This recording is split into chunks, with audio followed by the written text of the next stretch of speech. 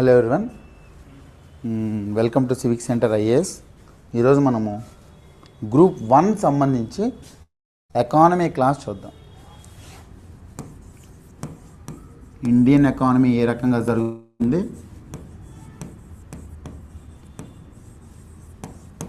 అదేవిధంగా AP Telangana economy కూడా ఏ రకంగా ఉంటాయనేది మనం చూద్దాం ఈరోజు. సో ఈరోజు నుంచి మీకు ఒక 5 days ఫౌండేషన్ క్లాసులు జరుగుతాయి. ప్రతిరోజు కూడా 5:30 to 8 ఫౌండేషన్ క్లాస్ జరుగుతుంది. ఈరోజు మీకు ఎకానమీకి సంబంధించి, రేపు పాలిటిక్స్ సంబంధించి అలా 5 ఉంటాయి.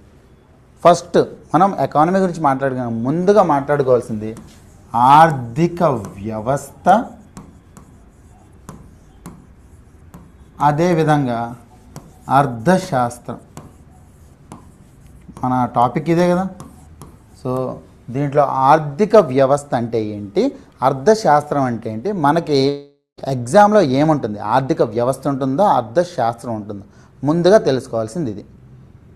దీనికి ఏమిటి అని తెలుసుకోవడానికి ముందు అసలు ఎందుకు అని తెలుసుకుందాం. అసలు అర్థశాస్త్రం కానీ ఆర్థిక వ్యవస్థ కానీ ఎందుకు, అసలు అర్థశాస్త్రం కానీ ఆర్థిక వ్యవస్థ కానీ ఎందుకు ఒక్కసారి మీరు ఆలోచిస్తే, ఒక 10 మంది ఉన్నారు అని అనుకుందాం. 10 మందికి 10 పుస్తకాలు ఇచ్చేస్తే సరిపోతుంది కదా. అక్కడ ఆర్థిక వ్యవస్థ సిద్ధాంతాలు ఎందుకు మనకి? అదే 10 మందికి 4 పుస్తకాలే ఉన్నాయి. అప్పుడేమవుతుంది, ఆర్థిక వ్యవస్థకు సంబంధించి అర్థశాస్త్ర సిద్ధాంతాలు మనకు కావాలి. దాని ఏంటి, డిమాండ్ సరఫరా. డిమాండ్ సరఫరా ఈ రెండు అదృశ్య చేతులు లాంటివి. ఎకానమీలో 2 అదృశ్య చేతులు లాంటివి, డిమాండ్ సరఫరా. నా దగ్గర 4 పుస్తకాలు ఉన్నాయి. ఈ 4 పుస్తకాలు నలుగురికి ఇవ్వడం చాలా ఈజీ. ఒక్కొక్కరికి ఒక్కొక్క పుస్తకం ఇచ్చేస్తాం. అప్పుడు ధరలు ఏమవుతాయి, స్థిరంగా ఉంటాయి. అదే నా దగ్గర 4 పుస్తకాలు ఉన్నాయి, 10 మంది జనాలు ఉన్నారు, ఏమవుతుంది, 10 మందికి ఇవ్వలేను కదా, నా దగ్గర 4 ఉన్నాయి. అప్పుడు ఏం చేస్తాను, ధరలు పెంచుతాను. పెంచి ఎవరైతే నాకు ఎక్కువ ఇస్తున్నారో వాళ్ళకి ఇస్తాను. దాన్నే డిమాండ్ అంటారు. ఈ 2 దేంట్లో ఉన్నాయి, ఎందుకు వచ్చాయి ఈ 2 అసలు ఎకానమీలోకి? ఎందుకంటే ఎప్పుడు వనరుల కొరత అనేది ఎప్పుడు ఉంటూనే ఉంటుంది. ఒక వ్యవస్థలో ఎప్పుడు వనరుల కొరతనే ఉంటుంది. ఎందుకంటే భూమి పరిమితమైందే, శ్రమ పరిమితమైందే, మూలధనం పరిమితమైందే, వ్యవస్థాపన పరిమితమైంది. ఎప్పుడైనా సరే ఆర్థిక వ్యవస్థలోని అంశాలు పరిమితంగా ఉంటాయో ఆటోమేటిక్గా మనకేమవుతుంది, సరఫరా అనేది తగ్గుతుంది. సరఫరా తగ్గితే డిమాండ్ పెరుగుతుంది. సో ఎప్పుడైనా సరే వనరుల కొరత అని ఉంటుంది. కాబట్టి మనకి అర్థశాస్త్రం, ఆర్థిక వ్యవస్థ అనేది అవసరం. ఒకవేళ వనరుల కొరత లేకపోతే మనకి దాని అవసరం ఉండేదే కాదు అసలు. ఇప్పుడు అసలు అర్థశాస్త్రం యొక్క నిర్వచనం చూద్దాం. ఎకానమిక్స్ అంటారు. అర్థశాస్త్రం యొక్క నిర్వచనం ఏంటి? మొదటిది,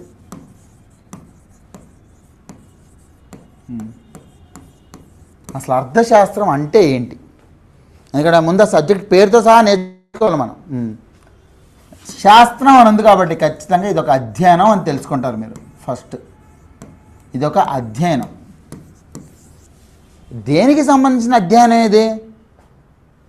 ప్రభావవంతమైన వనరుల వినియోగం అధ్యయనం. ప్రభావవంతమైన వనరుల వినియోగం.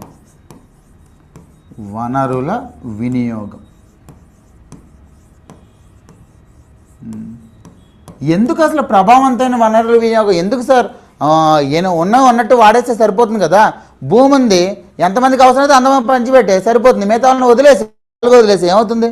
ఎందుకు ప్రభావవంతమైన వనరుల వినియోగం కావాలి? ఎందుకంటే ప్రతి వ్యవస్థలో కూడా కొన్ని కార్యకలాపాలు ఉంటాయి. అవి 3 ఉంటాయి. ఒకటి ఉత్పత్తి.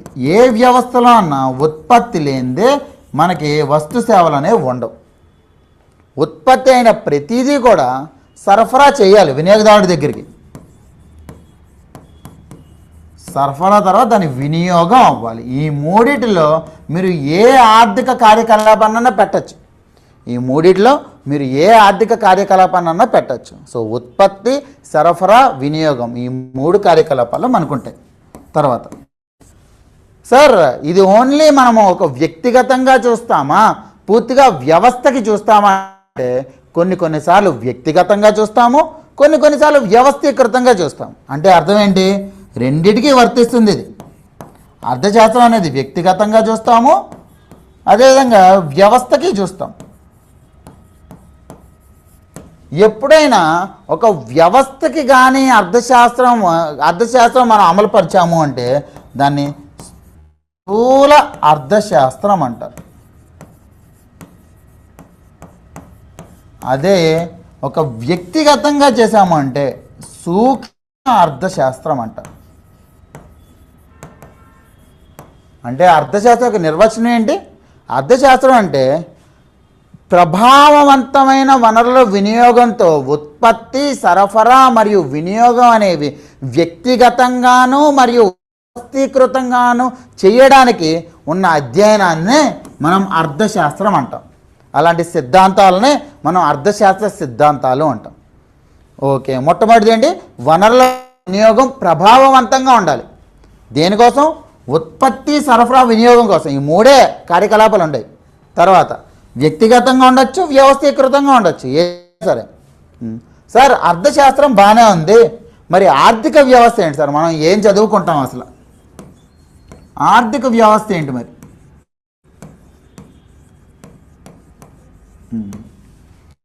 చూస్తే అర్థశాస్త్ర సిద్ధాంతాలు జాతీయ ఆదాయ కొలమానం ఉంటుంది. జాతీయ ఆదాయ కొలమానంతో ఒక వ్యవస్థలో విలువ ఎంత ఉత్పన్నమయ్యింది అనేది మనం కొలవచ్చు. సరే, ఇప్పుడు నేను విలువ లెక్క అనేది జాతీయ ఆదాయంగా చేస్తున్నా. అదేంటి? అర్థశాస్త్ర సిద్ధాంతం అది. మరి ఆ సిద్ధాంతాన్ని నేను వినియోగించాలో వద్దా? ఎక్కడన్నా అప్లై చేయకుండా ఆ సిద్ధాంతం గురించి నాకు తెలుస్తుందా? ఎక్కడ అప్లై చేస్తా? ఒక వ్యవస్థకి అప్లై చేస్తా. ఈ వ్యవస్థ అనేది ఒక దేశం కావచ్చు, ఒక రాష్ట్రం కావచ్చు, ఒక జిల్లా కావచ్చు, స్థూల దేశీయ ఉత్పత్తి, గ్రాస్ డొమెస్టిక్ ప్రొడక్ట్, జీడిపి చాలాసార్లు మనం వింటాం. అదే స్థూల రాష్ట్ర దేశీయ ఉత్పత్తి, గ్రాస్ స్టేట్ డొమెస్టిక్ ప్రొడక్ట్. అదే స్థూల జిల్లా దేశీయ ఉత్పత్తి, గ్రాస్ డిస్ట్రిక్ట్ డొమెస్టిక్ ప్రొడక్ట్. అంటే ఇదంతా ఏంటి? ఒక వ్యవస్థకి కానీ నేను అర్థశాస్త్ర సిద్ధాంతాలని అమలు పరిస్తే దాన్నే ఆర్థిక వ్యవస్థ అంటారు. అర్థశాస్త్ర సిద్ధాంతాలను ఒక వ్యవస్థకి కానీ అమలుపరిస్తే దాన్నే ఆర్థిక వ్యవస్థ అంటారు. ఈ రెండింటి మధ్య మనకి ఖచ్చితంగా వ్యత్యాసం అనేది తెలియాలి. అర్థశాస్త్రం అనేది ఒక అధ్యయనం, అదే ఆర్థిక వ్యవస్థ అనేది మనకు అది అధ్యయనం కాదు. ఆ సిద్ధాంతాలని ఒక వ్యవస్థకి మనం అమలుపరుస్తున్నాం కాబట్టి అది ఆర్థిక వ్యవస్థ అయింది. తర్వాత మూడోది ఆర్థిక కార్యకలాపాలు అంటే ఏంటి?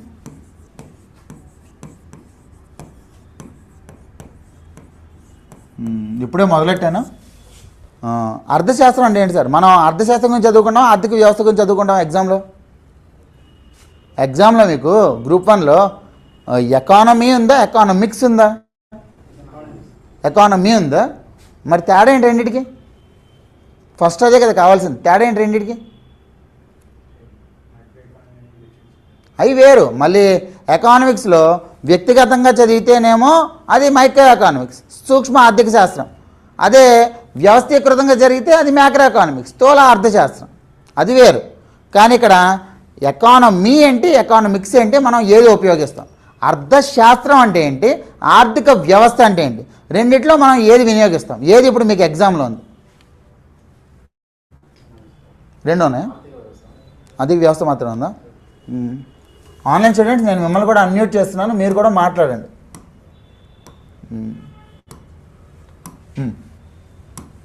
ఆర్థిక వ్యవస్థ ఉందంటారా? మరి ఏంటి ఆర్థిక వ్యవస్థ అంటే? ఆదాయం, ఖర్చులు, అంటే ఆదాయ వ్యయాలు. ఇది పక్కన ఉంచండి, తర్వాత మాట్లాడదాం. ఆదాయ వ్యయాల గురించి తర్వాత మాట్లాడదాం. ఇంకా పేరే అర్థశాస్త్రం కదా. అర్థశాస్త్రం అంటే అదొక శాస్త్రం. అంటే ఏంటి? దాంట్లో సిద్ధాంతాలు ఉంటాయి, అవునా? ఇప్పుడు అర్థశాస్త్రం అంటే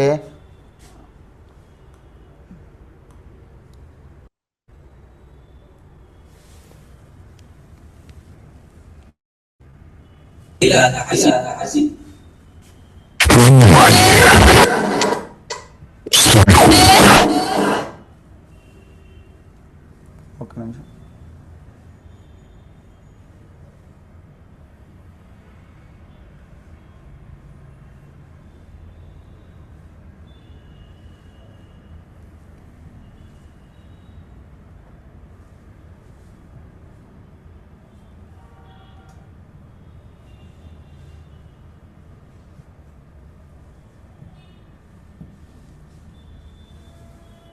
యా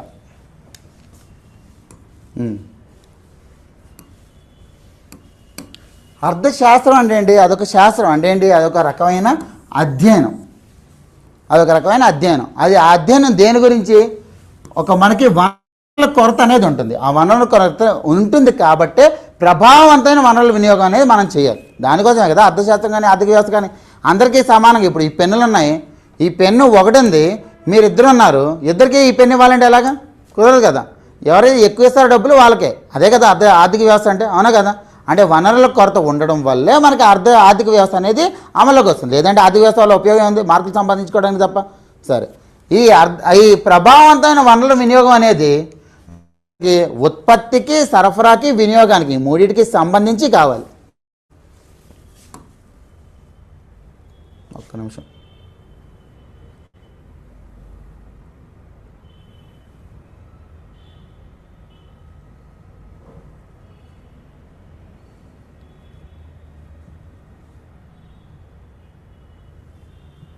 యా అది వ్యక్తిగతంగా చేస్తేనేమో సూక్ష్మ ఆర్థిక వ్యవస్థ, అదే వ్యవస్థీకృతంగా చేస్తేనేమో స్థూల ఆర్థిక వ్యవస్థ.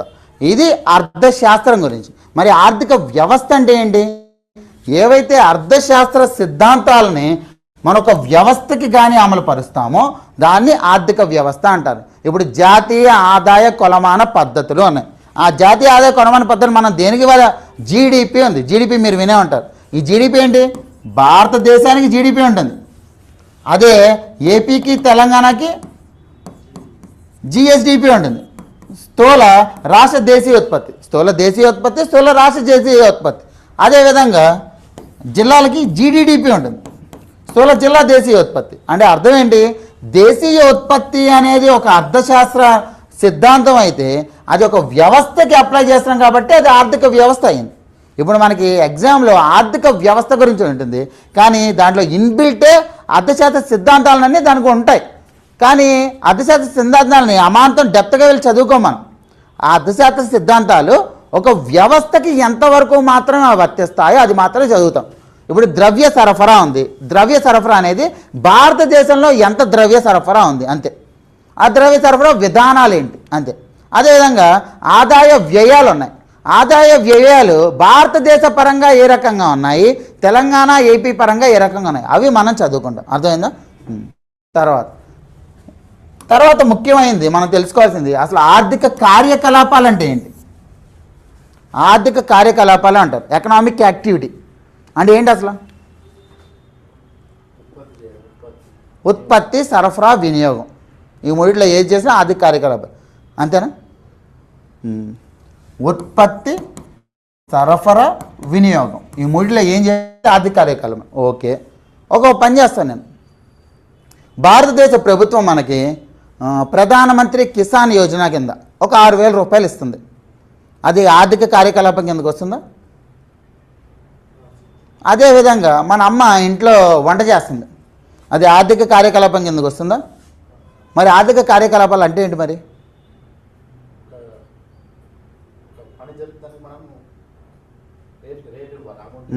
Very good.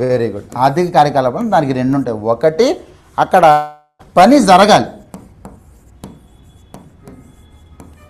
ఆ పనికి తగ్గ ట్రాన్సాక్షన్ జరగాలి. ఒక పని జరగాలి, ఆ పనికి తగ్గ ట్రాన్సాక్షన్ ఉండాలి. ఈ రెండు ఉన్నప్పుడు మాత్రమే దాన్ని ఆర్థిక కార్యకలాపం కిందకి తీసుకుంటాం. ప్రభుత్వం నగదు బదిలీ చేస్తుంది, మనకి ఫ్రీగా 6,000 రూపాయలు ఇస్తుంది, ఫ్రీగా సబ్సిడీ ఇస్తుంది, ఆర్థిక కార్యకలాపాలు కాదు అది. అదేవిధంగా మనకి ఇంట్లో అమ్మ వంట చేస్తుంది, అమ్మ వంట ఉంది కానీ దానికి మనం ఏమీ చెల్లించట్లా, చెల్లింపులు అనేవి లేవు. ఇప్పుడు అక్కడ పని ఉంది కానీ చెల్లింపులు లేవు, చెల్లింపు ఉంటే పని ఉండదు, కానీ రెండూ ఉంటేనే అది ఆర్థిక కార్యకలాపం కింద అవుతుంది. అదేందా ఆర్థిక కార్యకలాపం ఉంటాయి ఎక్కడైతే పని జరుగుతుందో, ఎక్కడైతే చెల్లింపులు ఉంటాయో, ఈ రెండు ఉంటేనే దాన్ని ఆర్థిక కార్యకలాపం కింద అంటాం మనం. తర్వాత మనం అసలు ఆర్థిక వ్యవస్థలో ముందు సిలబస్లో చూస్తే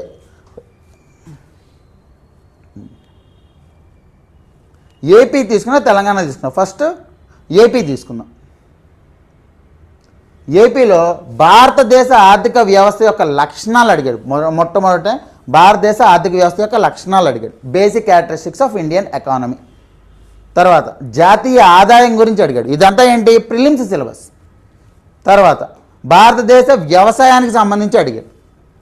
తర్వాత ఫైనాన్షియల్ ఇన్స్టిట్యూషన్స్, ఆర్థికపరమైన ఏవైతే సంస్థలు ఉన్నాయో ఆ సంస్థల గురించి అడిగాడు. తర్వాత ఆంధ్రప్రదేశ్ ఆర్థిక వ్యవస్థ యొక్క లక్షణాల గురించి ఇచ్చాడు. ఓకే, ఇది ప్రిలిమ్ సిలబస్.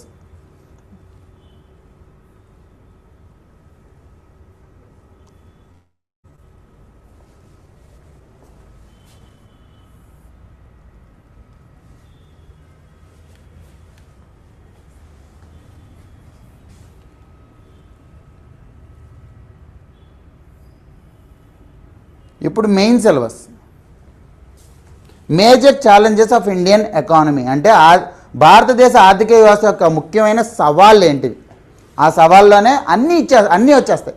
రూపాయి విలువ ఎందుకు పడిపోతుంది, పెట్రోల్ ధరలు ఎందుకు పెరుగుతున్నాయి, అదేవిధంగా ఏంటి మొండి బకాయి ఎందుకు పెరుగుతున్నాయి, ఇవన్నీ కూడా ఆ సవాళ్ళన్నీ కూడా దీంట్లోకి వచ్చేస్తాయి. తర్వాత భారతదేశ ఆర్థిక వ్యవస్థలో వనరులను ఏ విధంగా వినియోగించుకుంటాం, అదేవిధంగా కింద వచ్చేసరికి ఆంధ్రప్రదేశ్ ఆర్థిక వ్యవస్థలో వనరుల వినియోగం. భారతదేశ బడ్జెట్ ఏ రకంగా, ఆంధ్రప్రదేశ్ బడ్జెట్ ఏ రకంగా ఉంది, భారతదేశ పరిశ్రమ ఏ రకంగా ఉంది, ఆంధ్రప్రదేశ్ పరిశ్రమ ఏ రకంగా. అంటే ఇక్కడ అర్థం ఏంటి,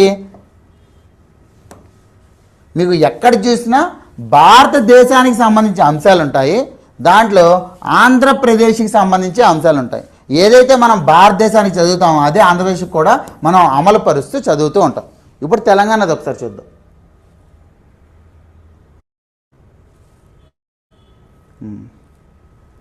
తెలంగాణలో 3 సెక్షన్లు ఉంటాయి. మొదటిది జాతీయ ఆదాయం. ప్రిలిమ్స్లో మీకు ఓన్లీ విధానాలకు సంబంధించి ఉంటుంది, మెయిన్స్లో మాత్రమే జాతీయ ఆదాయానికి సంబంధించి పద్ధతులు ఏవైతే ఉన్నాయో అవన్నీ ఉంటాయి. తర్వాత పేదరికం, నిరుద్యోగిత, బ్యాంకింగ్ గురించి, ద్రవ్య సరఫరా గురించి, పబ్లిక్ ఫైనాన్స్ గురించి ఉంది, కోశ విధానం గురించి, భారతదేశ ప్రణాళిక వ్యవస్థ గురించి ఉంది. ఇది సెక్షన్ 1లో 5 చాప్టర్లు ఉన్నాయి. సెక్షన్ 2లో చూద్దాం. అవే ఏవైతే ఉన్నాయో ఇక్కడ అప్లై చేస్తున్నారు. అంటే భారతదేశ ఆర్థిక వ్యవస్థ గురించి చదువుతాం, తెలంగాణ ఆర్థిక వ్యవస్థ గురించి చదువుకోవాలి. భారతదేశ వ్యవసాయం గురించి చదువుతాం, తెలంగాణ వ్యవసాయం గురించి చదువుకోవాలి. భారతదేశ జనాభా గురించి చదువుతాం, తెలంగాణ జనాభా గురించి చదవాలి, అంతే. మూడోదేమో పర్యావరణాలకు సంబంధిత అంశాలు. మీరు ఇవన్నీ చూస్తే మీకు 2 తెలుస్తాయి. ఒకటేమో ఎవరు అధికార చలామణి ఎవరిది. ఇప్పుడు ఆర్థిక వ్యవస్థ పరంగా ఉన్నత నిర్ణయాలు ఎవరు తీసుకుంటారు సార్? భారతదేశంలో ఆర్థిక వ్యవస్థ పరంగా నిర్ణయాలన్నీ ఎవరు తీసుకుంటారు? ఆర్థిక మంత్రిత్వ శాఖ. వెరీ గుడ్, ఆర్థిక మంత్రిత్వ శాఖ, అంతేనా? ఆర్బీఐ. ఓకే, భారతీయ రిజర్వ్ బ్యాంక్. ఆర్బీఐ ఏ సమయంలో నిర్ణయాలు తీసుకుంటుంది?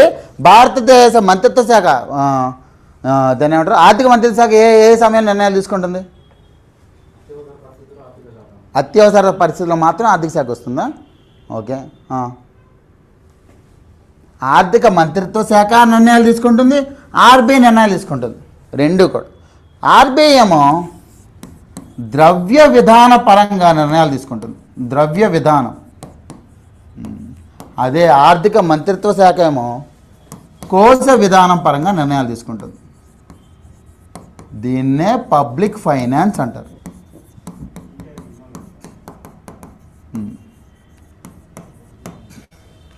ఇప్పుడు మీరు చూడండి, ఎవరైనా సరే ఆదాయ వ్యయం గురించి మాట్లాడుకుందాం. ఎవరికైనా ఆదాయ వ్యయాలు ఉన్నాయా, వ్యయం ఉంటుంది అంటే మనకి అకౌంట్ ఎలాగో భారతదేశ ప్రభుత్వానికి అలాగే ఖజానా ఉంటుంది, అవునా కదా? ఖజానా నుంచి ఎంత వ్యయం అవుతుంది, అలాగే ఖజానాకి ఎంత ఆదాయం వస్తుంది. ఇది ఎవరు చూడాలి? ప్రజల డబ్బే కదా. ప్రజల డబ్బు అంటే పార్లమెంట్ చూడాలి. పార్లమెంట్ నుంచి మంత్రిత్వ శాఖ చూస్తుంది, పార్లమెంట్కి రిపోర్ట్లు ఎప్పటికప్పుడు సబ్మిట్ చేస్తుంది. అవునా?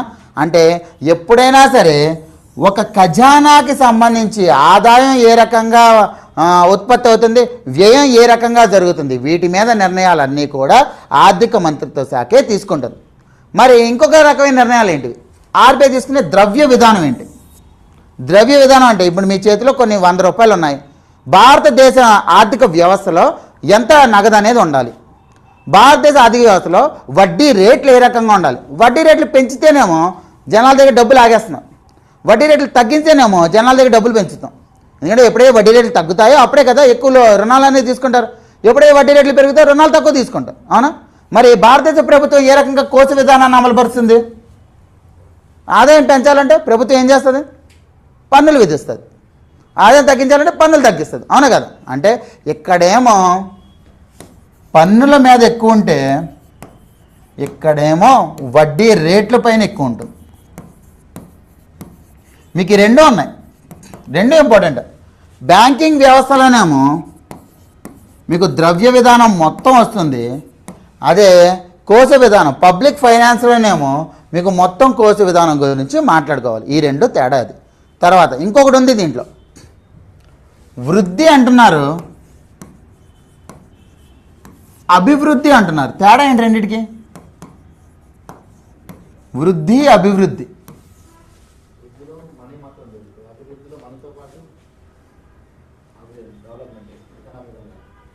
అంటే అంటే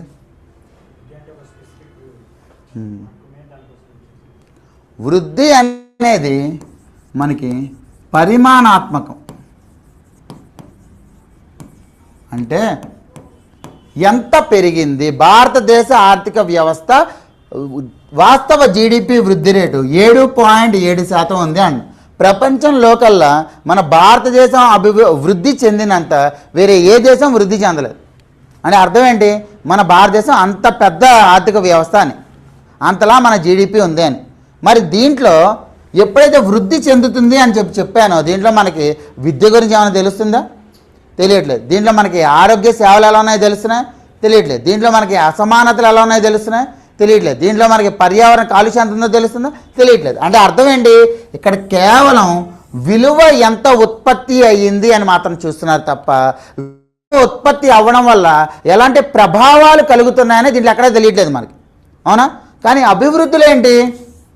విలువ ఎంత ఉత్పత్తి చేస్తుంది, అలాగే దీని ప్రభావాలు ఏ రకంగా ఉన్నాయి, దీన్నే గుణాత్మక మార్పులు అంటారు.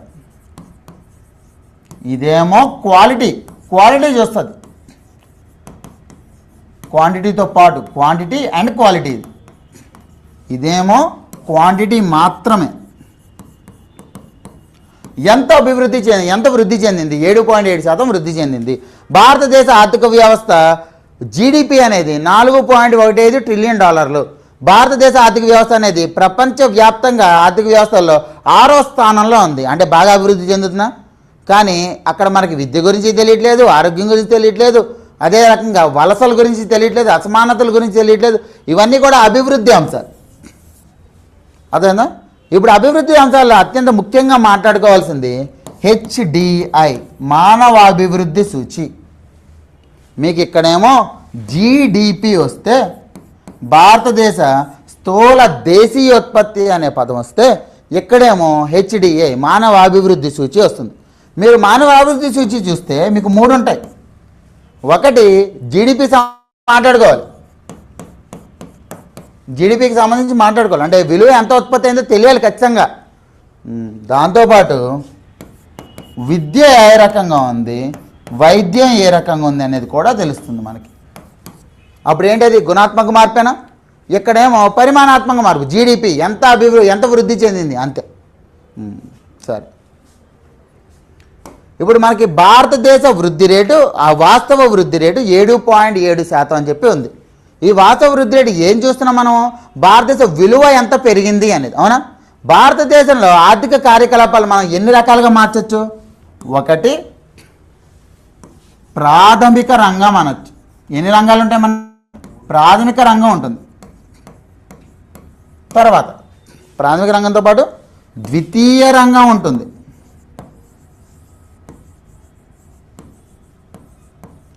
తృతీయ రంగం ఉంటుంది. మనం చిన్నప్పుడు చదువుకున్నాం. ఈ మూడు కలిపితేనే కదా విలువ. ఈ మూడు రంగాల వృద్ధి అనేది 7.7% అనేది నికరంగా మొత్తం అంతా కలిపి సగటున అయింది అని చెప్తున్నాం మనం. అవునా కదా? ఇప్పుడు అసలు ప్రాథమిక రంగం ఏంటి, ద్వితీయ రంగం ఏంటి, తృతీయ రంగం ఏంటి? ప్రాథమిక రంగం అంటే వ్యవసాయం. వ్యవసాయం ఎందుకు ప్రాథమిక రంగం అయింది? ఎందుకు పారిశ్రామిక రంగం కాలేదు వ్యవసాయం?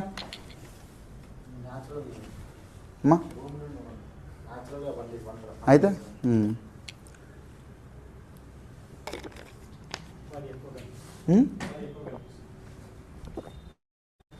ఎప్పుడైనా సరే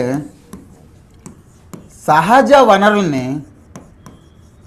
అది ఉత్పత్తి అయిన రీతిలోనే మనం కానీ వినియోగం చేస్తే అప్పుడు దాన్ని ప్రాథమిక రంగంలో చేస్తాం. ఇప్పుడు వ్యవసాయం ఉంది. వ్యవసాయం నుంచి పంట వస్తుంది.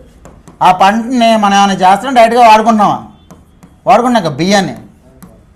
అవునా కదా? వ్యవసాయం. తర్వాత వెరీ గుడ్, పశు సంపద, పశు పోషణ, లైవ్ స్టాక్ అంటారు. పశు పోషణ. ఇంకా సహజ వనరుల నుంచి వచ్చే ఏంటి చెప్పండి? ఏ రకమైన ఆర్థిక కార్యకలాపాలు ఉంటాయి సహజ వనరుల నుంచి? Very good, Matsya Sampada. మత్స్య సంపద. ఇంకా అటవీ సంపద. ఇంకా సహజ వనరులు. ఇంకా మనం ఏదో ఉపయోగిస్తున్నాం, మైనింగ్. భూమి సహజ వనరులనే కాదా? మైనింగ్,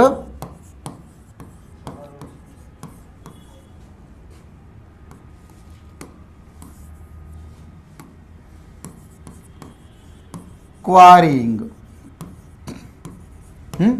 సోలార్ వస్తుంది అంటారు, సౌర విద్యుత్. ఓకే, సౌర విద్యుత్ చూడండి మీరు. ఇప్పుడు సౌర విద్యుత్ అనేది మనం ఏం చేస్తున్నాము? ఏదైతే సౌరశక్తి ఉందో సౌరశక్తిని తీసుకుని వినియోగిస్తున్నాం. తీసుకునే అంతవరకు అది ప్రాథమిక రంగం.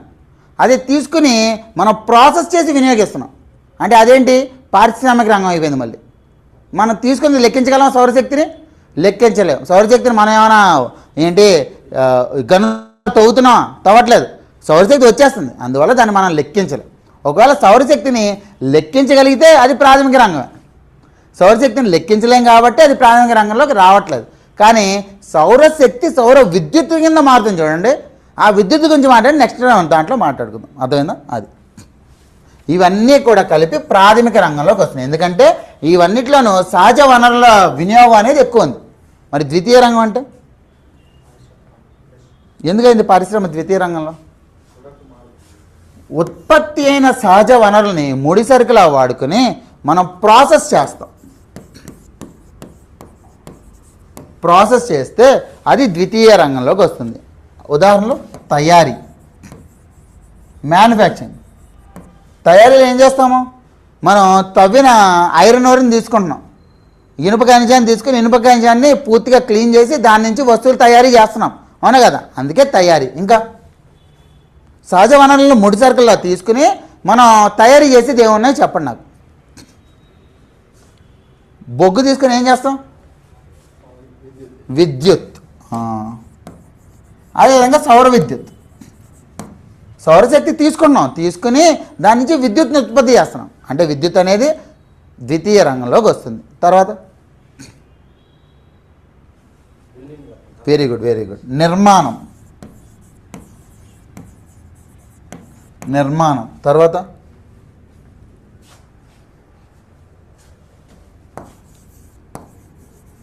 నీటి మరియు గ్యాస్ సరఫరా. సార్ ఎలా సార్ నీటి గ్యాస్ సరఫరా? నేను మంజీరా వాటర్ వాడుతున్నాం. మనం ఇప్పుడు మంజీరా వాటర్ వాడుతుంటే మంజీరా నుంచి డైరెక్ట్గా నీళ్ళని మనం తాగేస్తున్నామా?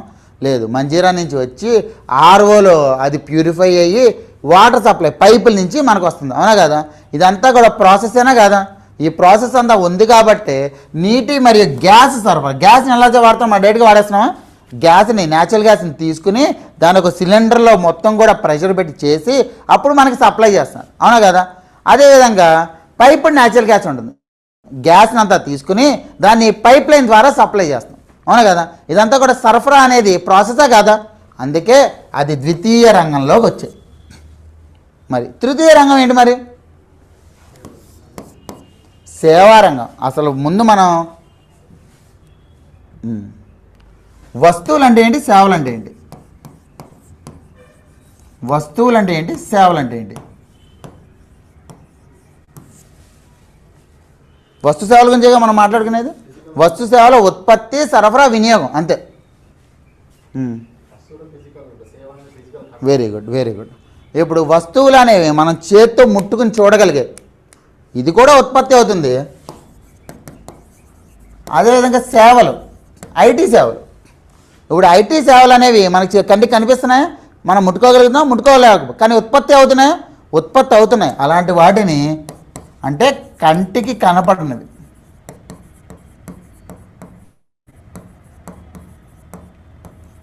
టాంజిబుల్, ఇంటాంజిబుల్ అంటారు, అదేనా? ఇప్పుడు వస్తువులు ఏవైతే ఉత్పత్తి అయ్యాయో ఉత్పత్తిని సరఫరా కూడా సేవా రంగంలోకి వస్తుంది. ఇప్పుడు సరఫరా ఉంది, నీ ఈ పెన్నులు ఒక 1000 నేను ఉత్పత్తి చేశాను.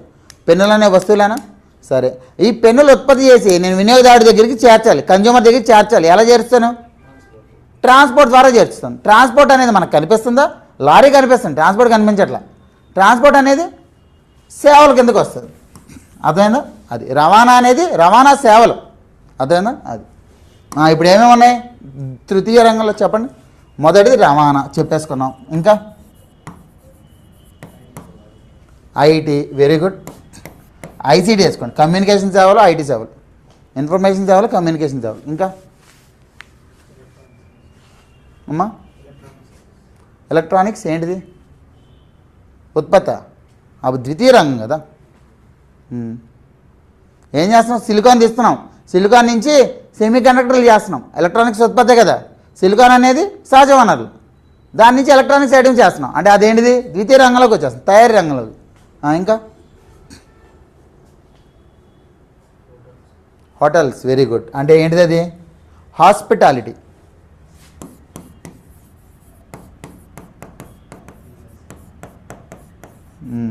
హాస్పిటాలిటీ. ఇంకా ఏది చెప్పారు? Very good. విద్య, ఆరోగ్యం. ఈ విద్య, ఆరోగ్యం అత్యంత ఎక్కువ ఎవరండి ఇచ్చేది? ప్రభుత్వం కదా. అందుకే దీన్ని ప్రభుత్వ పరిపాలనా సేవలు అంటారు, పబ్లిక్ అడ్మినిస్ట్రేషన్. విద్య కావచ్చు, ఆరోగ్య సేవలు కావచ్చు, నైపుణ్యాభివృద్ధి కావచ్చు, ఇవన్నీ కూడా ప్రభుత్వ పరిపాలనా సేవలు. ఇంకా బ్యాంకింగ్ చెప్పచ్చా నేను? తర్వాత పర్యాటకం చెప్పచ్చా? తర్వాత రియల్ ఎస్టేట్. ఇప్పుడు నా క్వశ్చన్ ఏంటి అంటే, ఇక్కడ నిర్మాణం ఏమో ద్వితీయ రంగంలో రాశారు సార్, రియల్ ఎస్టేట్ ఏమో తృతీయ రంగంలో రాశారు. తేడా ఏంటి రెండింటికి? నిర్మాణం ఆల్రెడీ ద్వితీయ రంగంలో ఉంది కదా, రియల్ ఎస్టేట్ మరి ఎందుకు తృతీయ రంగంలో రాశాను? రియల్ ఎస్టేట్ అంటే ఏంటి? నిర్మాణం, అంతేనా?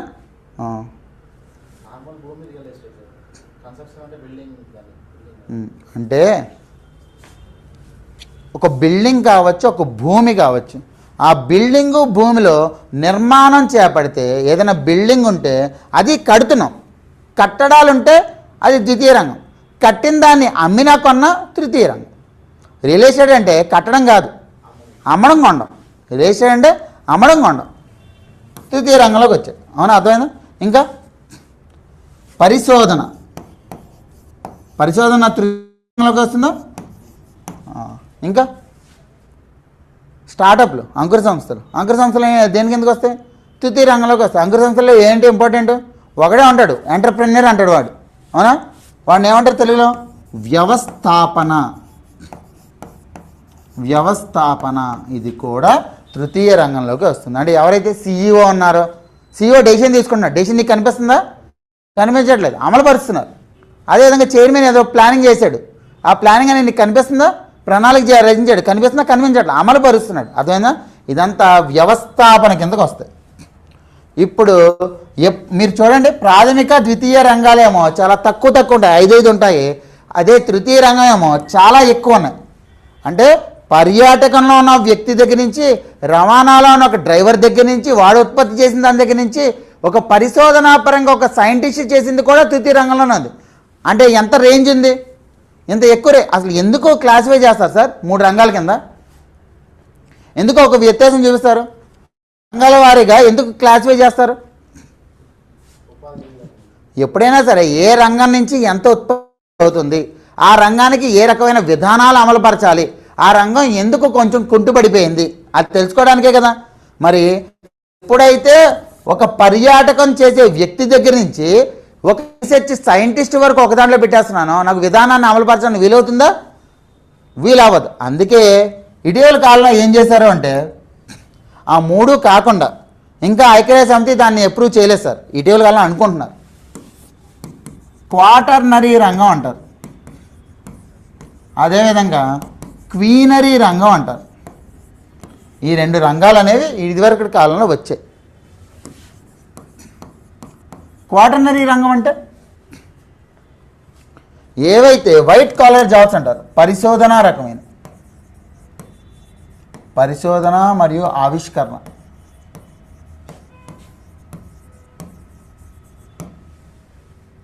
అదే క్వీనరీ అంటే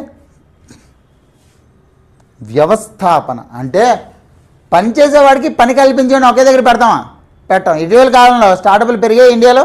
అంకుర సంస్థల్లో మన భారతదేశం అత్యంత ఎక్కువ అంకుర సంస్థలు వచ్చినాయి. అన్నప్పుడు ఏం చేయాలి?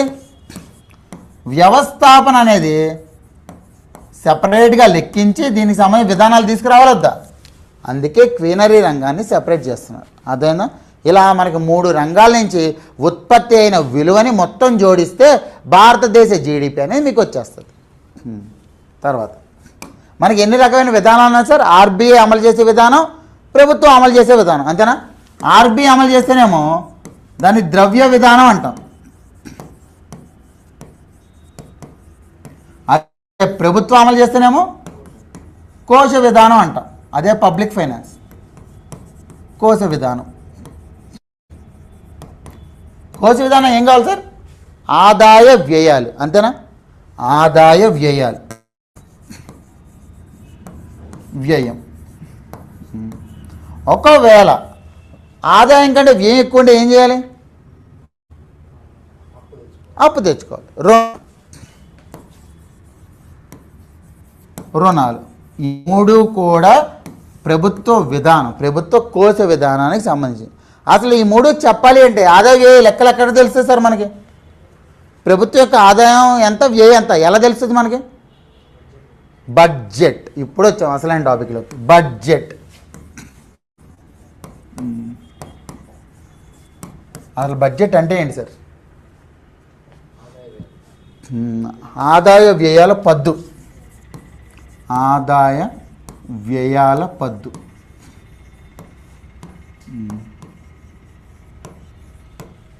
ఖచ్చితంగా ఒక ప్రభుత్వం బడ్జెట్ కల్పించాల్సిందేనా? కల్పించకపోతే ఏమవుతుంది? అరే ఈ సంవత్సరం నేను బడ్జెట్ ఇవ్వను బాయ్ అంటారు, ఎవరు ఏమైనా చేయలేరు కదా. అని నేను ఇవ్వను, ప్రభుత్వం ఇవ్వదు. యోగి ఆదిత్యనాథ్ వచ్చాడు ఇవ్వను అంటాడు. ఏమైనా చేయగలమా? చేయొచ్చు. పార్లమెంట్కి ఖచ్చితంగా సమాధానం చెప్పాలి. ఎందుకంటే బడ్జెట్ అనేది ఆర్టికల్ 112 కింద రాజ్యాంగ పరంగా ఖచ్చితంగా అమలు చేయాలి. ప్రభుత్వం ప్రతి సంవత్సరం కూడా బడ్జెట్ అనేది సమర్పించాలి పార్లమెంట్కి. అలా సమర్పించకపోతే, ఒక సంవత్సరం సమర్పించకపోయినా ప్రభుత్వం అనేది మూట కట్టుకుని ఇంటికి వెళ్ళిపోవడం. అర్థమైందా? అది సరే. ఆదాయ వ్యయాల లెక్కలు అనేవి మనకి చెప్తున్నారు. లెక్కలు దేనికి చెప్తారు? గత 50 సంవత్సరాలకు సంబంధించి లెక్కలు చెప్తారా? ఒక ఆర్థిక సంవత్సరానికి సంబంధించి చెప్తారు, అంతేనా? అసలు ముందు ఆర్థిక సంవత్సరం అంటే ఏంటి?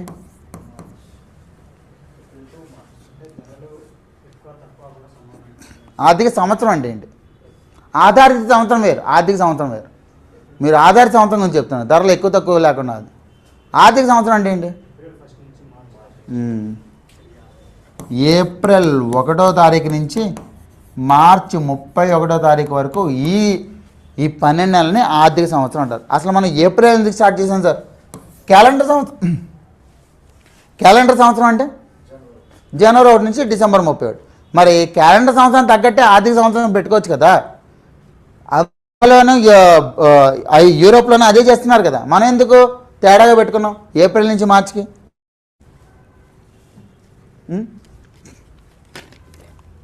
ఎందుకంటారు కారణాలు?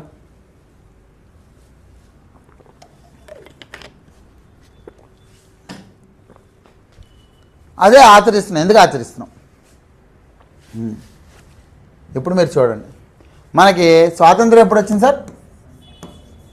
47. స్వాతంత్రం ముందు మనల్ని ఎవరు పరిపాలించారు? బ్రిటిష్ పరిపాలించారు. ఓకే, ఇప్పుడు మీరు చూడండి, ఇక్కడ గవర్నర్ జనరల్ ఉన్నాడు. గవర్నర్ జనరల్ భారతదేశంలో నిర్ణయాలు తీసుకోవాలి, ఈ ప్రాజెక్టులు కట్టాలి, ప్రాజెక్టులు కట్టాలని డబ్బులు అనేవి ఇస్తాడు, కేటాయింపులు అనేవి ఇస్తాడు. మరి ఏ ప్రాజెక్టులు కంప్లీట్ చేయాలి, ఎంత కేటాయింపులు అని ఎలా తెలుస్తుంది వాడికి? వాడి బ్రిటిష్ పార్లమెంట్ ప్రకారం ఏదైతే బడ్జెట్లో కల్పించారో దాని ప్రకారం ఇవ్వాలి కదా. ఇప్పుడు చూడండి, భారతదేశ ప్రభుత్వం బడ్జెట్ ఎప్పుడు ఇస్తే దాని ప్రకారం ప్లాన్ చేసుకుని ఆంధ్రప్రదేశ్ తెలంగాణ కూడా బడ్జెట్ ఇస్తాయి, అవునా కదా? అంటే భారతీయ ప్రభుత్వం ఇవ్వక ముందే బడ్జెట్ ఇస్తాయా, ఇచ్చిన తర్వాత ఇస్తాయా? ఎందుకు ఇచ్చిన తర్వాత ఇస్తాయి? పైనుంచి కింద డబ్బులు వచ్చాక ఆ డబ్బులు కూడా యాడ్ చేసుకుని కేటాయింపులు అనేది ఇస్తుంది, అవునా కదా? అదేవిధంగా ఇక్కడ కూడా భారతదేశంలో గవర్నర్ జనరల్ ఉన్నాడు అని అనుకుందాం, వైస్రాయ్ కానీ గవర్నర్ జనరల్ కానీ ఉన్నాడు అనుకుందాం. వీళ్ళు ఏం చేస్తారు? బ్రిటిష్ పార్లమెంట్లో ఏవైతే కేటాయింపులు జరిగాయో ఆ కేటాయింపుల ప్రకారం, ఆ నిర్ణయాల ప్రకారం ఆ నిర్ణయాలను అమలుపరుస్తారు, అవునా కదా? మరి అలా అమలుపరచాలి అంటే వీడి ముందు బడ్జెట్ ఇవ్వాలిగా. బడ్జెట్ ఎప్పుడు ఇస్తాడు? బ్రిటిష్ పార్లమెంట్లో డిసెంబర్లో బడ్జెట్ ఇస్తాడు, జనవరి నుంచి అమలు చేస్తారు. డిసెంబర్లో అక్కడ బడ్జెట్ ఇస్తే అక్కడి నుంచి ఇక్కడ లెక్కలు రావాలి. లెక్కలు వచ్చి ఒక ఫిబ్రవరి ఆఖరణ మన వాళ్ళ బడ్జెట్ అనేది ప్రవేశపెడతారు. ఫిబ్రవరి ఆఖరణ ప్రవేశపెట్టి బడ్జెట్ మీద చర్చలు జరుగుతాయా? ఎప్పటి నుంచో ముందు నుంచే చర్చలు ఉన్నాయి కదా. చర్చలు జరిగి మార్చి సమయానికి చర్చలు అనేవి ముగుస్తాయి. ముగిసి ఏప్రిల్ 1 నుంచి అమలుపరచవచ్చు. అర్థమైందా ఎందుకు ఏప్రిల్ 1 పెట్టారు, ఎందుకు జనవరి 1 పెట్టలేదు?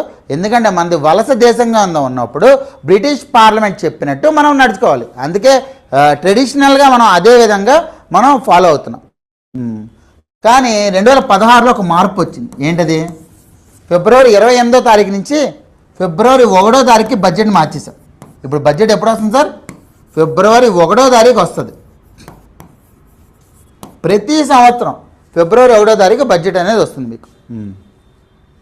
బడ్జెట్తో పాటు ఇంకొకటి ఉంటుంది సార్, ఆర్థిక సర్వే అంటారు. తేడా ఏంటి రెండింటికి?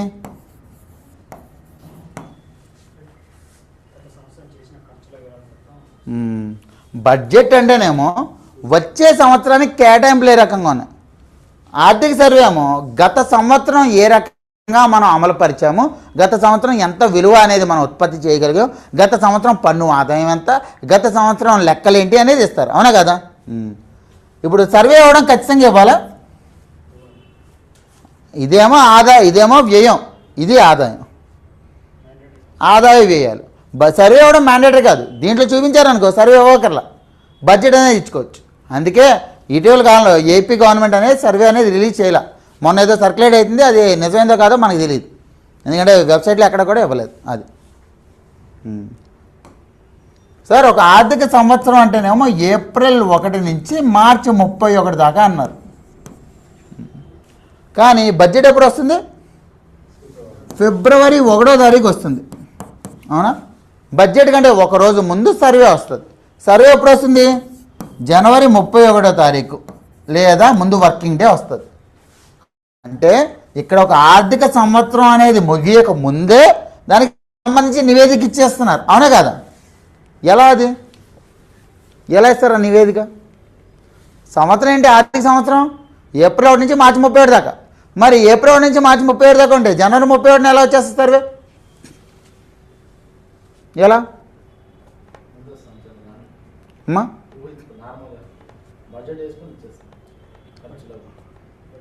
ఇప్పుడు సర్వే అనేది గత సంవత్సరం యొక్క లెక్కలే కదా. గత సంవత్సరం లెక్కలు ఎప్పుడు ఇవ్వాలి? సంవత్సరం కంప్లీట్ అయ్యాక ఇవ్వాలి, అంతే కదా? ఎందుకు ఎందుకు?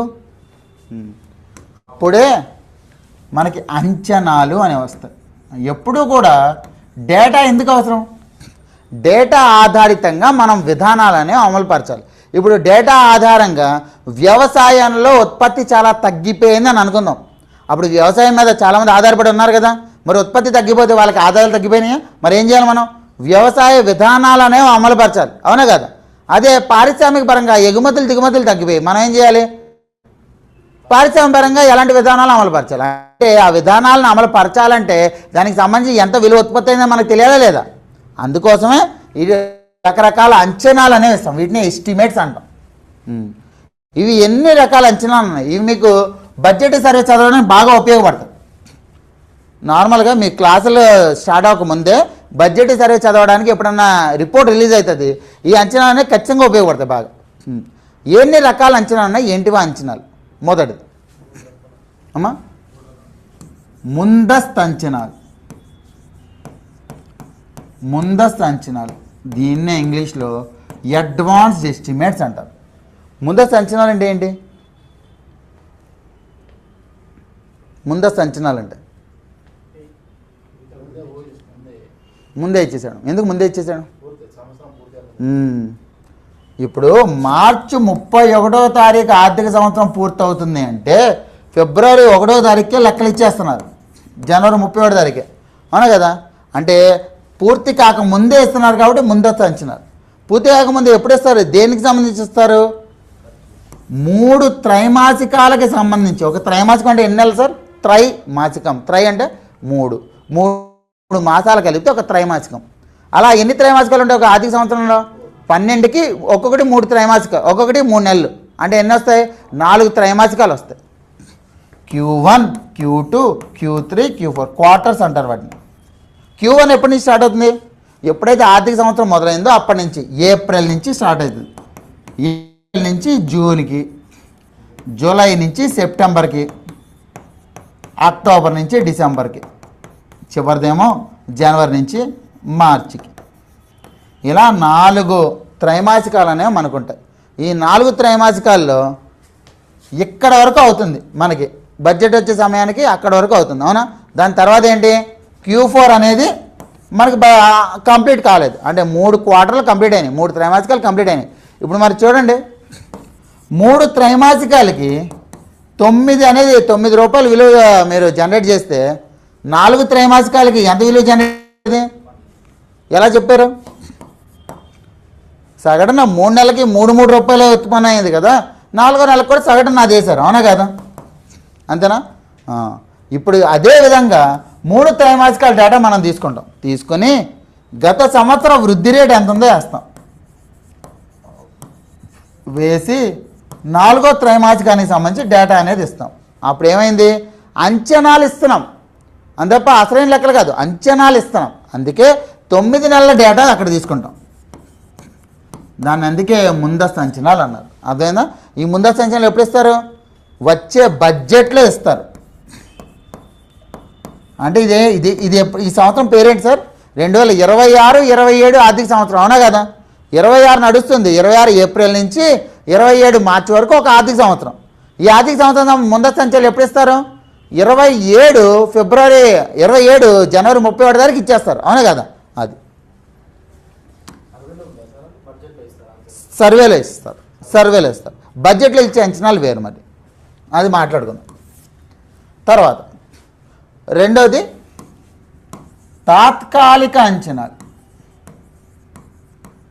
తాత్కాలిక అంచనాలు అంటే పేర్లోనే ఉంది, ప్రొవిజనల్ ఎస్టిమేట్స్ అంటారు. మీకు డిగ్రీ అయిందా? పీసీ తీసుకున్నారా? Provisional certificate. ఓడి ఎప్పుడు వచ్చింది? పీసీ ఎప్పుడు వచ్చింది? పీసీ ముందు వచ్చేస్తుంది. ఎందుకు ముందు ఇచ్చేస్తాడు? ఓడియే వచ్చి డైరెక్ట్గా టైం పడుతుంది, అవునా కదా? ఓడి రావడానికి యూనివర్సిటీ నుంచి టైం పడుతుంది.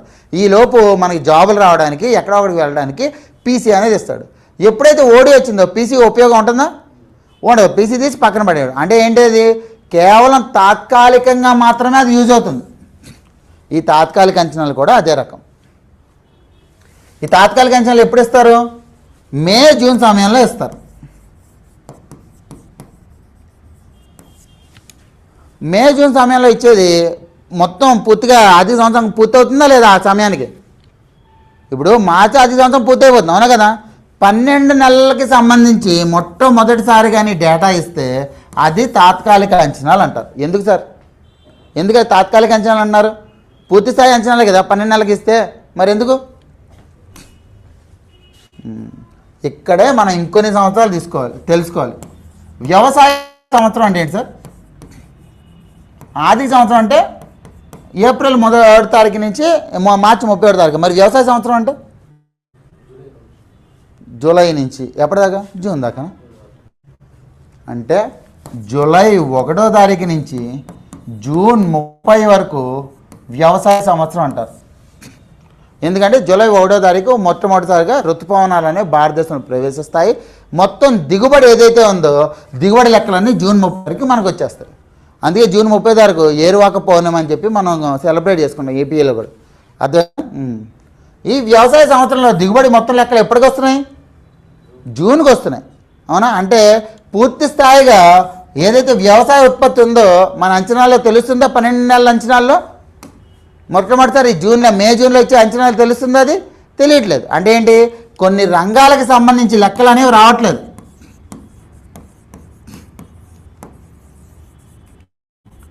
కొన్ని రంగాలకు సంబంధించి లెక్కలు అనేవి లేవు, అవునా కదా? అదేవిధంగా ఇంకోటి తీసుకుందాం. పన్ను సంవత్సరం అంటే ఏంటి సార్? పన్ను సంవత్సరం మొన్నే మారింది, ఏప్రిల్ 1 నుంచి మారింది 2026. 2025లో ఆదాయపు పన్ను సవరణలు చేశారు. ఆదాయపు పన్ను చట్టం 1961 సవరణలు చేశారు. దాని ప్రకారం పన్ను సంవత్సరాన్ని మార్చారు. అంటే ఏంటి పన్ను సంవత్సరం అంటే?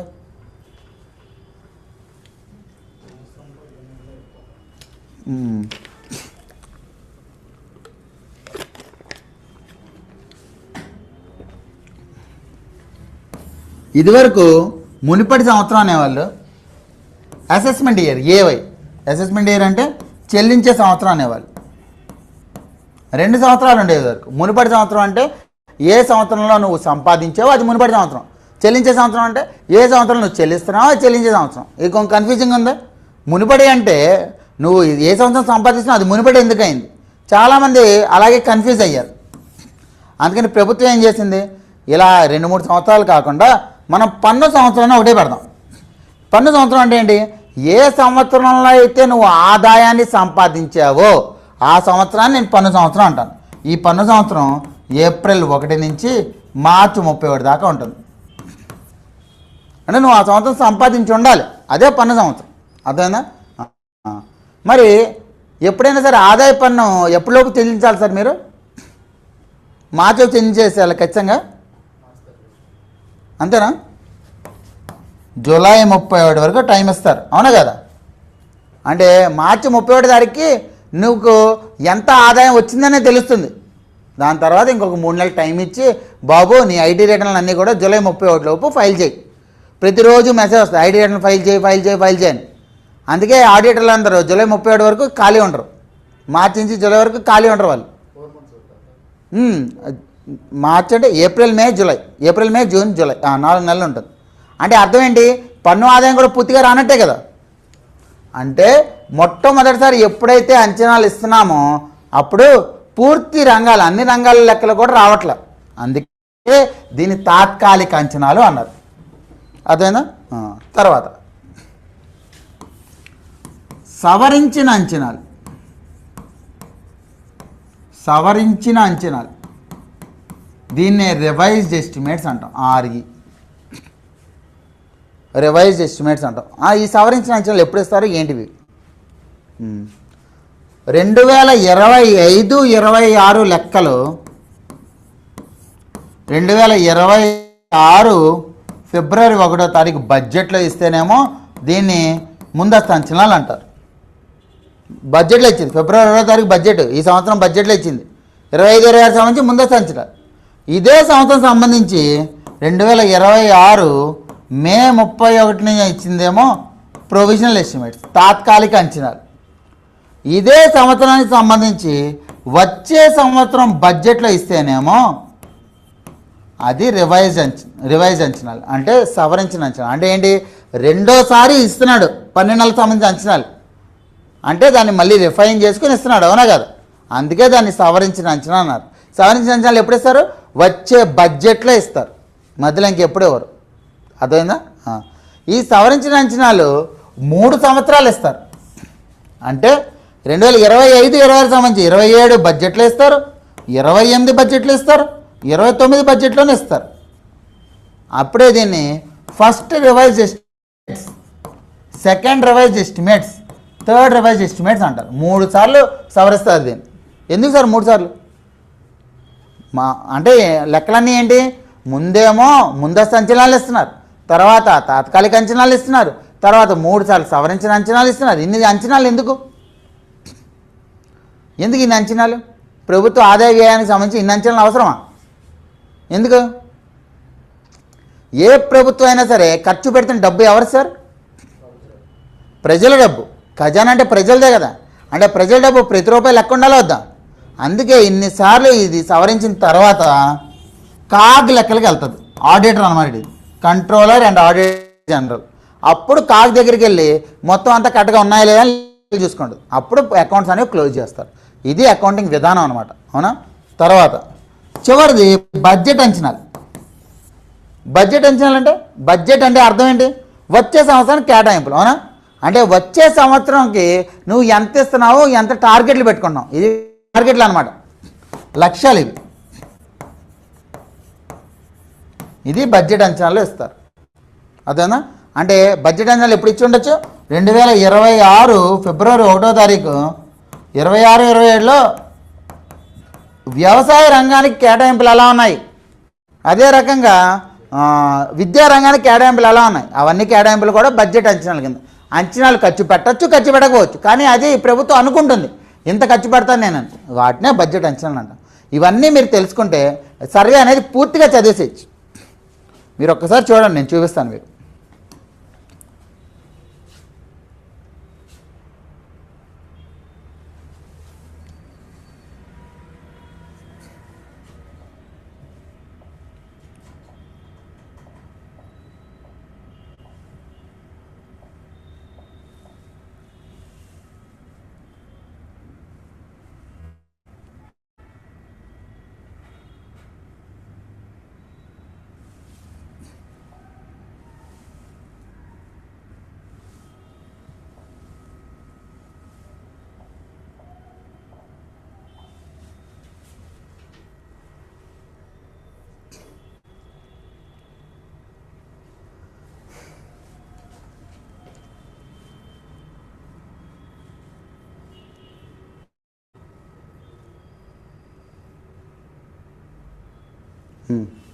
ఇది చూడండి, ఇది మొన్న మే 31 తారీఖు రిలీజ్ అయింది.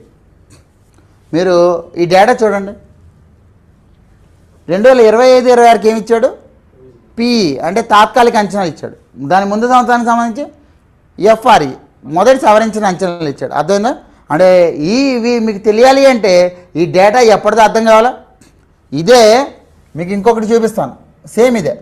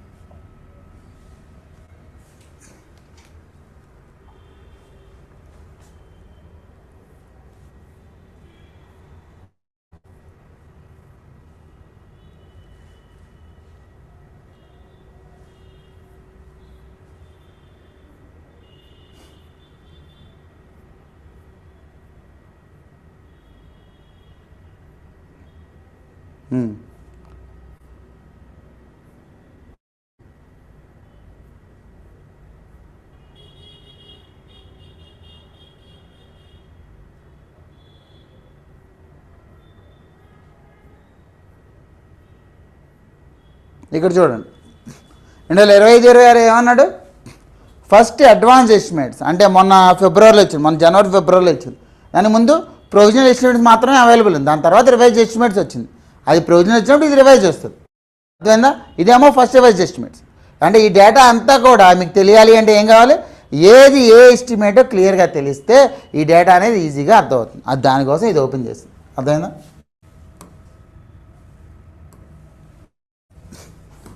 తర్వాత గ్రూప్ 1లో ఆన్సర్ రైటింగ్కి చాలా ఎక్కువ ప్రాముఖ్యత ఉంటుంది. అసలు ఆన్సర్స్ ఏ విధంగా రాయాలి, మీకు ఒక క్వశ్చన్ ఇస్తాను చూడండి.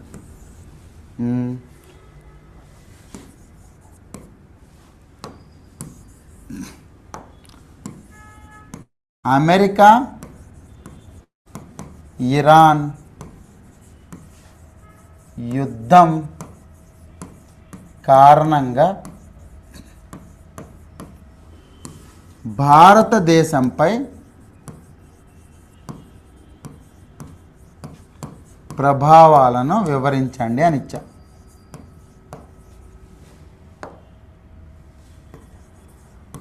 విశ్లేషించండి అని ఇచ్చా.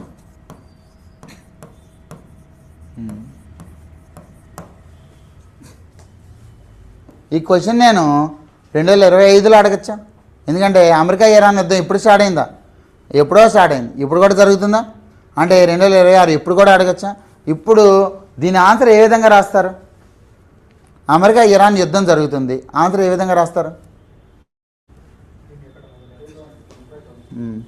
ఎక్కడ మొదలైంది అనేది రాస్తారండి. ఓకే, ఏంటో ముందు చెప్పండి, తర్వాత చెప్తా. ఎక్కడ మొదలైంది, ఇంకా యుద్ధం మొదలవ్వడానికి కారణాలు, ఇంకా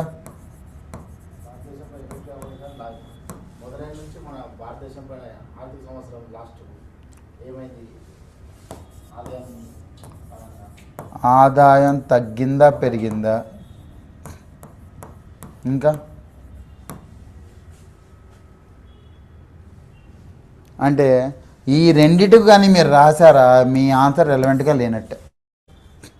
కేవలం ఆదాయం తగ్గిందా పెరిగిందా, ప్రభావాలు ఏంటి, ఇక్కడే మనం చూస్తాం దీని ఆన్సర్ ఏంటి అనేది.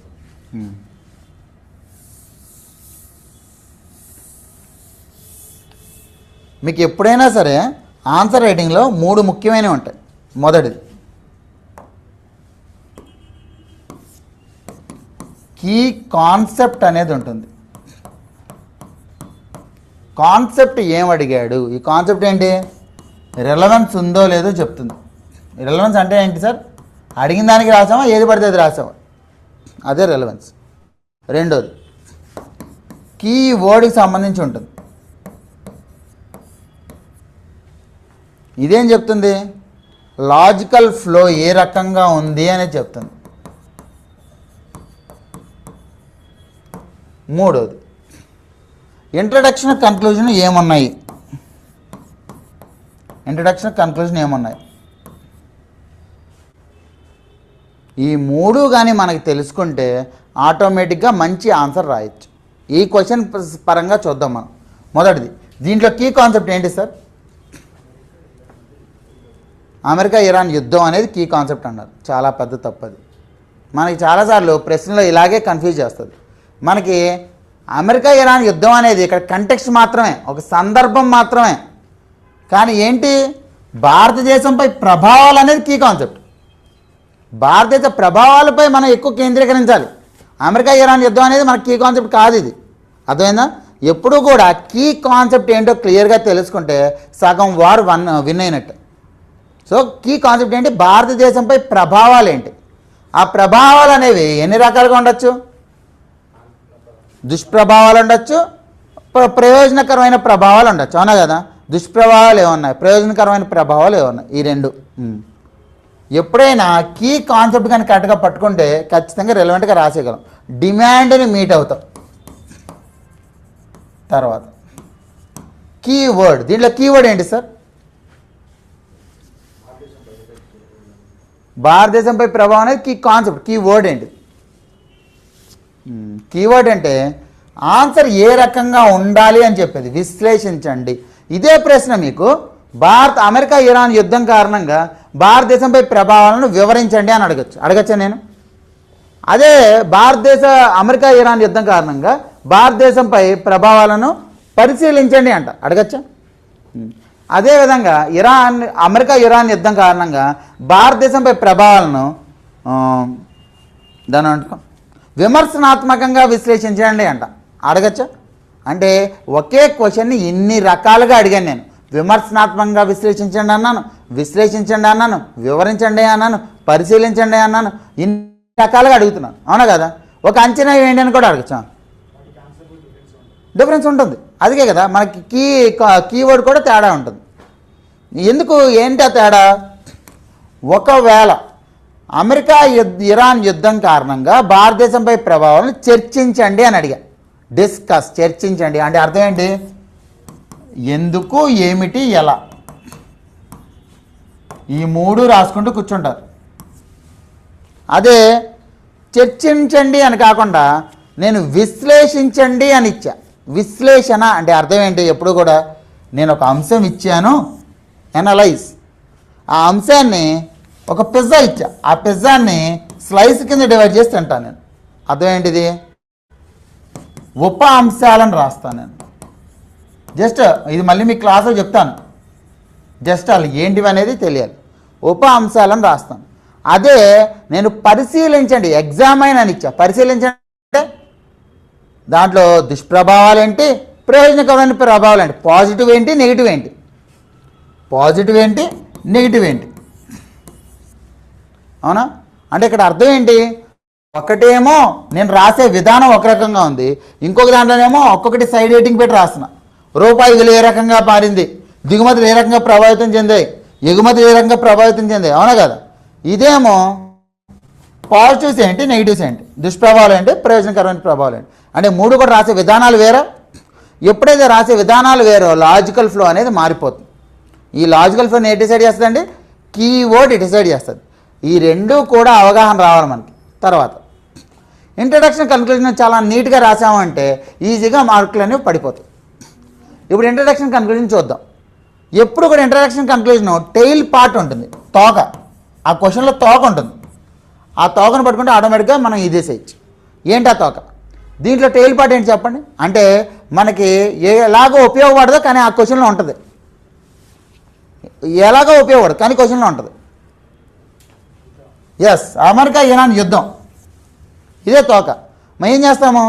ఇంట్రడక్షన్లో అమెరికా ఇరాన్ యుద్ధం ఎప్పుడు స్టార్ట్ అయింది, ఎందుకు జరుగుతుంది అనేది ఒక ఇంట్రడక్షన్ ఇస్తాం. కన్క్లూజన్లో అమెరికా ఇరాన్ యుద్ధం కానీ ముగియకపోతే ఇంకా ఎలాంటి దుష్ప్రభావాలు ఉంటాయి, ఫ్యూచర్లో ఏం జరుగుతుంది, అది కన్క్లూజన్ పెట్టేస్తాం. సరిపోయిందా? ఈ రెండు సేమ్ రాయి. ఏదైనా సరే ఈ రెండు ఒకే రకంగా ఉంటాయి. అవునా? అదే ఇంకా మీరు మంచి కన్క్లూజన్ రాయాలి అంటే సుస్థిరాభివృద్ధి లక్ష్యాలకి 17 సుస్థిరాభివృద్ధి లక్ష్యాలు ఉంటాయి. దీనికి చేర్చేసి రాసేస్తాం. లేదా ఫ్యూచర్లో ఏ విధంగా ఉంటుందో రాస్తాం. అంటే ఏంటి? కన్క్లూజన్ ఎప్పుడూ కూడా భవిష్యత్తు ఏ రకంగా ఉంటుంది అనేది విశ్లేషిస్తూ రాస్తాం. ఎప్పుడైనా ఏ క్వశ్చన్ అయినా అదే టాపిక్ తీసుకుంటాం. అమెరికా ఇరాన్ యుద్ధమే తీసుకుంటాం. అమెరికా ఇరాన్ యుద్ధం ఏంటి? ప్రొటెక్షనిజం పెరిగిపోయింది. అంటే జాతీయ భద్రతా భావనలు పెరిగిపోయినాయి ప్రతి దేశానికి. అవునా కదా? అందుకే కదా అమెరికా అనేది ప్రపంచ ఆరోగ్య సంస్థ నుంచి కావచ్చు, ఐక్యరాజ్య సమితి ప్యారిస్ ఒప్పందం నుంచి వీటన్నిటి నుంచి బయటకు వచ్చేసిందా? అది అర్థమైందా? ఈ మూడు కూడా పూర్తిగా అనలైజ్ చేసుకుని రాయాలి మనం ఎప్పటికప్పుడు. ఈ మూడు చాలా ఇంపార్టెంట్. తర్వాత చాలాసార్లు మీరు తెలుగులో రాద్దాం అనుకుంటున్నారు, ఇంగ్లీష్లో రాద్దాం అనుకుంటున్నారా? అందుకే తెలుగు మీడియం క్లాస్కి వచ్చారు, అంతే కదా? సరే, తెలుగు మీడియంకి ఇంగ్లీష్ మీడియంకి చాలామంది బయట కొన్ని పుకార్లు ఉన్నాయి. ఏంటి ఆ పుకార్లను మనం మాట్లాడుకుందాం. మొదటిది, అరే ఇంగ్లీష్ మీడియం తీసుకుంటే ఎక్కువ క్వాలిఫై అవుతారు, తెలుగు మీడియం తీసుకుంటే క్వాలిఫై అవ్వట్లేదు, ఇది చెప్తారు ఎక్కువ. ఎందుకు? ఇప్పుడు మీ పేరు శ్రీధర్. నువ్వు పేరు బాగుంది కదా, శ్రీధర్ అనే పదం వాడదాం. అసలు ఎంతవరకు నిజాలు ఉన్నాయి, నిజాలు అనేవి విశ్లేషణ చేద్దాం. శ్రీధర్ అనేది రాశాను. నాకు ఎంతసేపు పట్టింది? ఒక 4 సెకండ్లు పట్టిందా? అదే ఇంగ్లీష్లో రాయండి. ఏది తొందరగా అయిపోతుంది? ఇంగ్లీష్ తొందరగా అయిపోతుంది తెలుగు కంటే కూడా. అవునా కదా? కానీ తెలుగులో ఒక అడ్వాంటేజ్ ఉంది. రాతలోనేమో స్పీడ్ దేనికి ఎక్కువ ఉంది? ఇంగ్లీష్కి ఉంది. అదే భావ వ్యక్తీకరణ చూడండి, తెలుగులో ఎక్కువ ఉంటుంది, ఇంగ్లీష్ ఎక్కువ ఉంటుందా? మీరు అనుకుంది తెలుగులో బాగా రాయగలరా, ఇంగ్లీష్లో బాగా రాయగలరా? తెలుగులోనే బాగా రాయగలరు. ఎవరైనా సరే మాతృభాష కదా, తెలుగులో బాగా రాయగలరు. అంటే అర్థం ఏంటి? భావ వ్యక్తీకరణ ఏమో తెలుగులో బాగుంటుంది. ఇప్పుడు ఏం చేయాలి? ఇంగ్లీష్ మీడియంలో ప్రిపేర్ అయ్యే వాళ్ళేమో కంటెంట్ మీద ఎక్కువ దృష్టి పెట్టాలి. ఎందుకంటే ఏ పదం ఎలా అమర్చాలి, సెంటెన్స్ ఫ్రేమింగ్ ఎలా ఉండాలి అనే దాని మీద ఎక్కువ దృష్టి పెట్టాలంటే తెలుగు మీడియం వాళ్ళు ఏం పెట్టాలి? స్పీడ్. మీకు ఒకటే టార్గెట్, 15 క్వశ్చన్లు రాయాలి, ఏ ఒక్కటి వదలకుండా. 15 క్వశ్చన్లు కానీ రాస్తే ఖచ్చితంగా క్వాలిఫై అవుతారు. అసలు తెలుగు మీడియంలో మెయిన్ ఇబ్బంది ఏమవుతుందంటే 13 క్వశ్చన్లు అత్యంత అద్భుతంగా రాస్తారు. అరే ఒక్క క్వశ్చన్కి 6 మార్కులు వేసుకున్నా మీరు ఒక పేపర్లో 12 మార్కులు మిస్ అయిపోతున్నాయి. ఏపీలో అనుకోండి 4 పేపర్లు తీసుకోండి, ఎస్ఏ కాకుండా 12 × 4 48 మార్కులు అక్కడ ఉన్నాయి. తెలంగాణలో అనుకోండి ఎస్ఏ కాకుండా 5 పేపర్లు ఉన్నాయి, 12 × 5 వేసుకోండి 60 మార్కులు. అంటే 45 నుంచి 60 మార్కులు మిస్ అయిపోతున్నారు. ర్యాంక్ అనేది కాదు, ముందు లిస్ట్ కూడా ఉండరు పేరు. అర్థమైందా? 2 క్వశ్చన్లు కానీ మిస్ చేస్తే ఆ రకంగా ఉంటుంది. ఇది మొదటిది. మీకు తెలుగు మీడియం క్యాండిడేట్స్ ఏంటంటే రాస్తూనే ఉండాలి. మీరు కానీ 1000 క్వశ్చన్లు పూర్తి చేయండి. ఎలా రాదో నేను చూస్తాను. స్పీడ్. సరే రాయడం క్లాస్లో చెప్తాం కదా సార్. ఇప్పుడు నేను చెప్పాను కీవర్డ్ ఏంటిది, కీ ఆస్పెక్ట్ ఏంటిది, క్లాస్లో ఇంకా డెప్త్గా అందుకే కదా ప్రతి వారం కూడా మీకు ఏంటిది ఎగ్జామ్ ఉంటుంది. 5 క్వశ్చన్లు ఎగ్జామ్ ఉంటుంది, మీకు మెయిన్స్ ఎగ్జామ్ ఉంటుంది, ప్రిలిమ్స్ ఎగ్జామ్ కూడా ఉంటుంది. సార్ రాస్తుంటే ఎలా పెరుగుతుంది సార్? మొట్టమొదటిసారి మీరు ఎక్కడి నుంచి వచ్చారు సార్? ఏ ఊరు? గద్వాల్ నుంచి ఇక్కడికి వచ్చారు. మీకు ఒక కార్ ఇచ్చాను సార్. ఒక కార్ ఇచ్చేసి హైదరాబాద్ రండి అని చెప్పాను. మీకు ఎటువంటి దారి తెలియదు, ఎలా వస్తారు? Google maps. చాలా సింపుల్. గూగుల్ తల్లింది, గూగుల్ మ్యాప్స్ పెట్టుకుని వచ్చేస్తారు. అవునా కదా? సరే ఫస్ట్ టైం వచ్చేటప్పుడు చాలా స్లోగా వస్తారు. అవునా కదా? చాలా స్లోగా. అరే ఎటు రూట్ ఉంది, ఎటు ఉంది, చాలా స్లోగా వస్తారు. అంటే అర్థం ఏంటి? మొదటిసారి మీరు రాసేటప్పుడు స్ట్రక్చర్ ఏంటి అని క్లియర్గా తెలుసుకొని రాస్తారు. తర్వాత రెండోసారి రాస్తారు. రెండోసారి వచ్చారు కార్లో, ఏ విధంగా వస్తారు సార్? ఎక్కడైతే రూట్లు ఉంటాయి, ఎక్కడైతే టర్న్లు ఉంటాయో అక్కడ మాత్రం చూసుకుంటారు. అంతేనా? వై జంక్షన్లు ఏవైతే జంక్షన్ దగ్గర చూసినా అటెల్లాలి ఇటెల్లా చూసుకుని వచ్చేస్తారు. అవునా? అదే ఒక 10 సార్లు వచ్చేస్తే అంటే మీరు 5 గంటలు రావాల్సిన 8 గంటలు వస్తారు, 3 గంటలు వచ్చేస్తారు. అవునా కదా? ఇప్పుడు ఆన్సర్ రైటింగ్ కూడా అంతే. మొదట్లో చాలా స్లోగా రాస్తారు, స్ట్రక్చర్ తెలుసుకుంటారు. Route map. స్ట్రక్చర్ అంటే ఏంటి? Route map. ఆ రూట్ మ్యాప్ తెలుసుకున్న తర్వాత అదే దాంట్లో ప్రాక్టీస్ చేస్తూ ఉంటారు. ఎప్పుడైతే ఒక 1000 క్వశ్చన్లు ప్రాక్టీస్ చేస్తారో ఏమవుతుందిసార్? మీకు ఇంకా ఆలోచించరు, వచ్చేస్తుంది ఆన్సర్. అప్పుడు టైం సరిపోద్దా లేదా? అదే చెయ్యాలి ఇక్కడ. అదేనా? తర్వాత తెలుగు మీడియంకి ఇంగ్లీష్ మీడియంకి ఇంకా ఏంటి తేడా? ముందు వరకు కూడా చాలామంది మన ముందు తరం అంటే 90లో పుట్టిన వాళ్ళు, మనం అదే తరం. 90లో పుట్టినప్పుడు ఏంటి అప్పట్లో ఏపీకి కానీ తెలంగాణకి కానీ రూల్డ్ పేపర్ ఉండేది. రూల్డ్ పేపర్ అంటే ఏంటి? ఒక దాంట్లో నేను ఇక్కడ రాస్తాను. ఎప్పుడైతే రూల్డ్ పేపర్ ఉంటుందో మనం ఏం ప్రిఫర్ చేసేవాళ్ళం? పారాగ్రాఫ్లో రాయడానికి ప్రిఫర్ చేసేవాళ్ళం. అవునా కదా? తెలుగు మీడియం ఎప్పటికీ కూడా పారాగ్రాఫ్లోనే రాస్తారు. కానీ ఏమైంది? వైట్ పేపర్ చేసాడు, పూర్తిగా వైట్. ఎప్పుడైతే వైట్ పేపర్ ఉంటుందో మీరు పారాగ్రాఫ్లో రాస్తే వాడికి అంత ఓపిక ఉంటుందా? ఉండదు. అందులోనూ సివిల్ సర్వీస్ ప్రిపేర్ అయ్యి వచ్చి రాస్తున్నాడు గ్రూప్ 1. మరి ఏం చేయాలి? ఎక్కువ ఫ్లో చార్ట్లు వేయాలి, ఎక్కువ డయాగ్రాములు వేయాలి, ఎక్కువ పాయింట్లు రాయాలి, పేరాలు అవాయిడ్ చేయాలి. ఎందుకు? సపోజ్ లెట్స్ ఒక ఎగ్జామినర్కి 30 పేపర్లు ఒక రోజులో కరెక్షన్ చేయమని ఇచ్చాడు. ఫస్ట్ పేపర్ కరెక్షన్ చేసేటప్పటికి ఆడు ఓపిక అయిపోతుంది. ఎందుకు? ఒక్కొక్క పేపర్ 2-3 గంటలు పడేస్తుంది. అవునా? మీది ఎక్కడో 7వ పేపర్ అనుకుందాం. మీరేమో అత్యంత కవిలా రాశారు పూర్తిగా. వాడు ఏం చేస్తాడు? నా వల్ల కాదురా బాబు అని ఒక మోస్తరు కింద మార్కులు అయితే పంపించేస్తాడు. 6 మార్కులు పడాల్సింది 4 మార్కులు పడినాయి అని అనుకుందాం. ఒక క్వశ్చన్కి 2 మార్కులు, 15 క్వశ్చన్లకి 5 పేపర్లకి అయిపోయింది 150 వెళ్ళిపోయినట్టే పక్కకి. అర్థమైందా? అందుకే వీటికి ఫ్లో చార్ట్లకి, డయాగ్రాములకి, పాయింట్లకి మరియు కేటగరైజేషన్ అంటారు. అంటే సైడ్ హెడ్డింగ్లు అనమాట.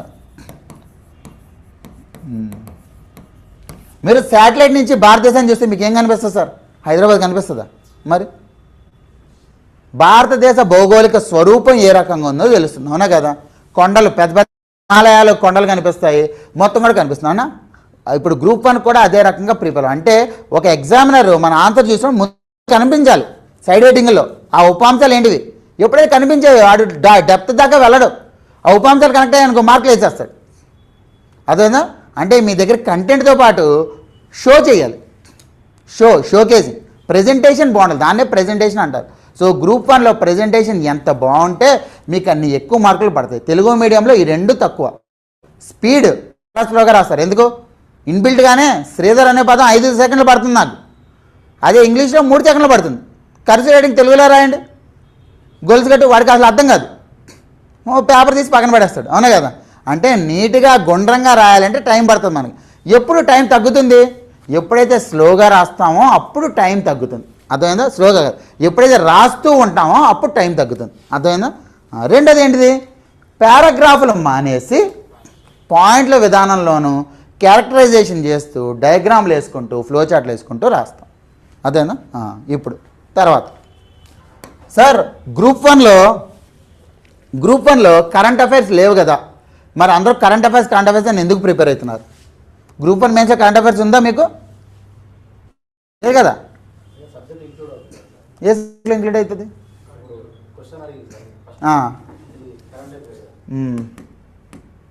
మరి ఆన్సర్లు ఎలా ఇంక్లూడ్ చేస్తారు?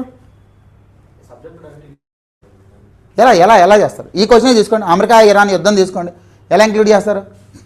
ఇంట్రడక్షన్లో రాస్తారు ఎప్పుడు ఏ దేశాలు ఎఫెక్ట్ అయ్యాయి, దిగుమతులు ఎగుమతులు ప్రస్తుతం ఏ రకంగా ఉన్నాయి భారతదేశాన్ని, ఎందుకు దిగుమతులు అనేవి తగ్గిపోయాయి, దిగుమతుల ధరలు ఎందుకు పెరిగిపోయాయి. ఎందుకంటే మీరు అదే క్వశ్చన్ ఇచ్చినప్పుడు ఏం చేస్తారు? ఇలా ఒక డయాగ్రామ్ వేస్తారు. ఈ డయాగ్రామ్ వేసేసి ఇక్కడ హార్ముజ్ జలసంధి ఉంది, ఈ హార్ముజ్ జలసంధి అనేది ఇరాన్ కంట్రోల్లో ఉంది.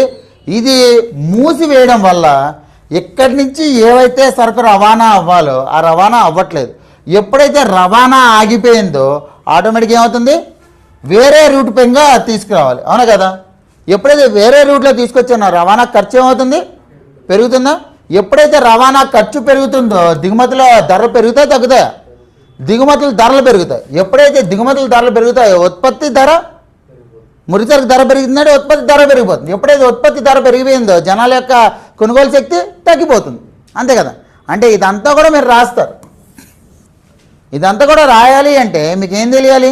ప్రస్తుతం దిగుమతులు ఏ రకంగా ఉన్నాయి, ప్రస్తుతం ఎగుమతులు ఏ రకంగా ఉన్నాయి, ప్రస్తుతం భారతదేశ జీడిపి ఏ రకంగా ఉంది, ప్రస్తుతం భారతదేశ జీడిపి వృద్ధి రేట్ ఏ రకంగా ఉంది, ఏ రంగం ఎలా పెర్ఫామ్ చేస్తుంది, ఇవన్నీ తెలియాలా. అంటే ఇవన్నీ డేటా ఎలా తెలుస్తుంది మీకు? అందుకే నోట్స్ ప్రిపేర్ చేస్తున్నప్పుడు అది ఎకానమీ కావచ్చు ఏదైనా కావచ్చు, నోట్స్ ఇదని అనుకోండి. ఈ నోట్స్ని డివైడ్ చేసుకుంటారు. ఎలా డివైడ్ చేసుకుంటారు? ఇక్కడ కాన్సెప్ట్ రాసుకుంటారు, ఇక్కడ కాన్సెప్ట్ రాసుకుంటారు. సపోజ్ జాతీయ ఆదాయం గురించే తీసుకోండి, జీడిపి ఆదాయం, జీడిపి గురించే రాశాను. నేనేం చేస్తాను? దానికి సంబంధించి కరెంట్ అఫైర్స్ ఏమున్నాయి నేను రాసుకుంటాను. ఒకవేళ ఇప్పుడు కరెంట్ అఫైర్స్ లేవు ఏం చేస్తాను? నేను ఖాళీ వదులుకుంటాను. ఫ్యూచర్లో రాస్తాయి కదా, వచ్చినప్పుడు యాడ్ చేసుకుంటాను. అదేవిధంగా దీనికి సంబంధించి డేటా ఉంటుంది. ఎకానమీలో డేటా కూడా ఇంపార్టెంట్. మెయిన్స్ ఆన్సర్ అంటే ఏమీ లేదు సార్, వాస్తవాలను విశ్లేషించడం. వాస్తవాలు లేకపోతే కథలు అవుతాయి, వాస్తవాలు అంటే విశ్లేషణ లేకపోతే జస్ట్ గ్రూప్ 2 రకంగా ఉండదు. విశ్లేషణ ఉండకపోతే మనకు మార్కులు రావు. వాస్తవాలు ఉండాలి, విశ్లేషణ ఉండాలి, రెండు ఉంటేనే మార్కులు పడతాయి. అర్థమైందా? రెండు ఉండాలి అంటే వాస్తవాలను ఖచ్చితంగా చదువుకోవాలి, డేటా తెలియాలి. భారతదేశ జీడిపి ఎంత ఉంది? $4.15 ట్రిలియన్ ఉంది. భారతదేశ జీడిపి వృద్ధి ఎంత ఉంది? 7.7% ఉంది. ఇవి బేసిక్ తెలిస్తేనే ఆ వాస్తవాలని విశ్లేషిస్తూ రాస్తారు. తేడా అది. అదేనా? కరెంట్ అఫైర్స్ ఎప్పుడైనా మార్పులు జరుగుతూ ఉంటాయి. ఆధారిత సంవత్సరం అనేది మారింది, ఇక్కడ రాసుకుంటారు. అప్పుడు ఏమవుతుంది? ఒక కాన్సెప్ట్కి సంబంధించి మొత్తం కూడా ఒకే చోట ఉంటుందా లేదా? అవునా? సో ఈ రకంగా మీరు నోట్స్ అనేది చేసుకుంటే మీకు చాలా ఎక్కువ ఉపయోగపడుతుంది. ఎప్పుడు కూడా గ్రూప్ 1లో ఈ రకంగా నోట్స్ అనేది చేసుకోవాలి. మీకు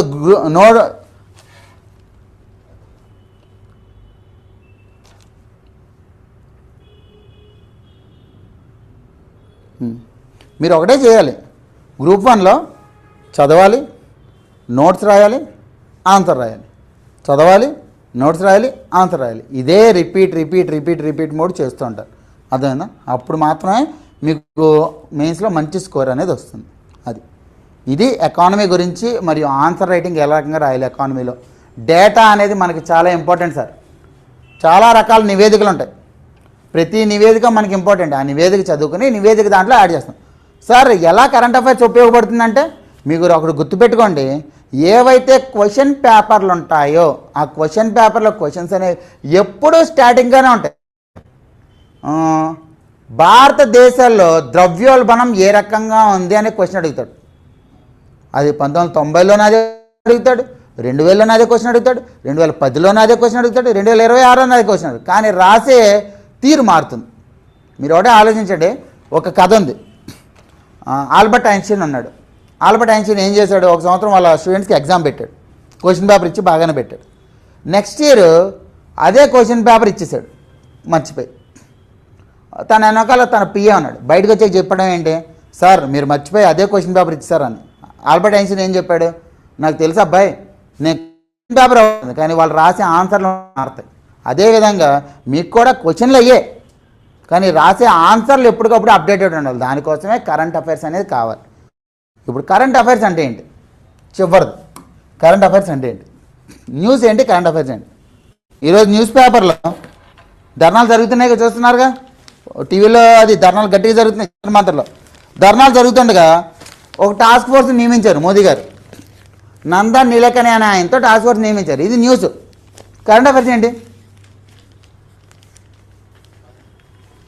న్యూసే కరెంట్ అఫైర్సా అమ్మా. విద్యా సంస్కరణల కోసం టాస్క్ ఫోర్స్ నియామకం, సంస్కరణల కోసం టాస్క్ ఫోర్స్ నియామకం,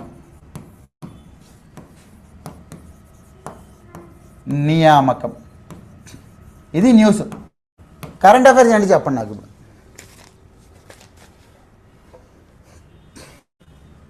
కరెంట్ అఫైర్స్ ఏంటిది,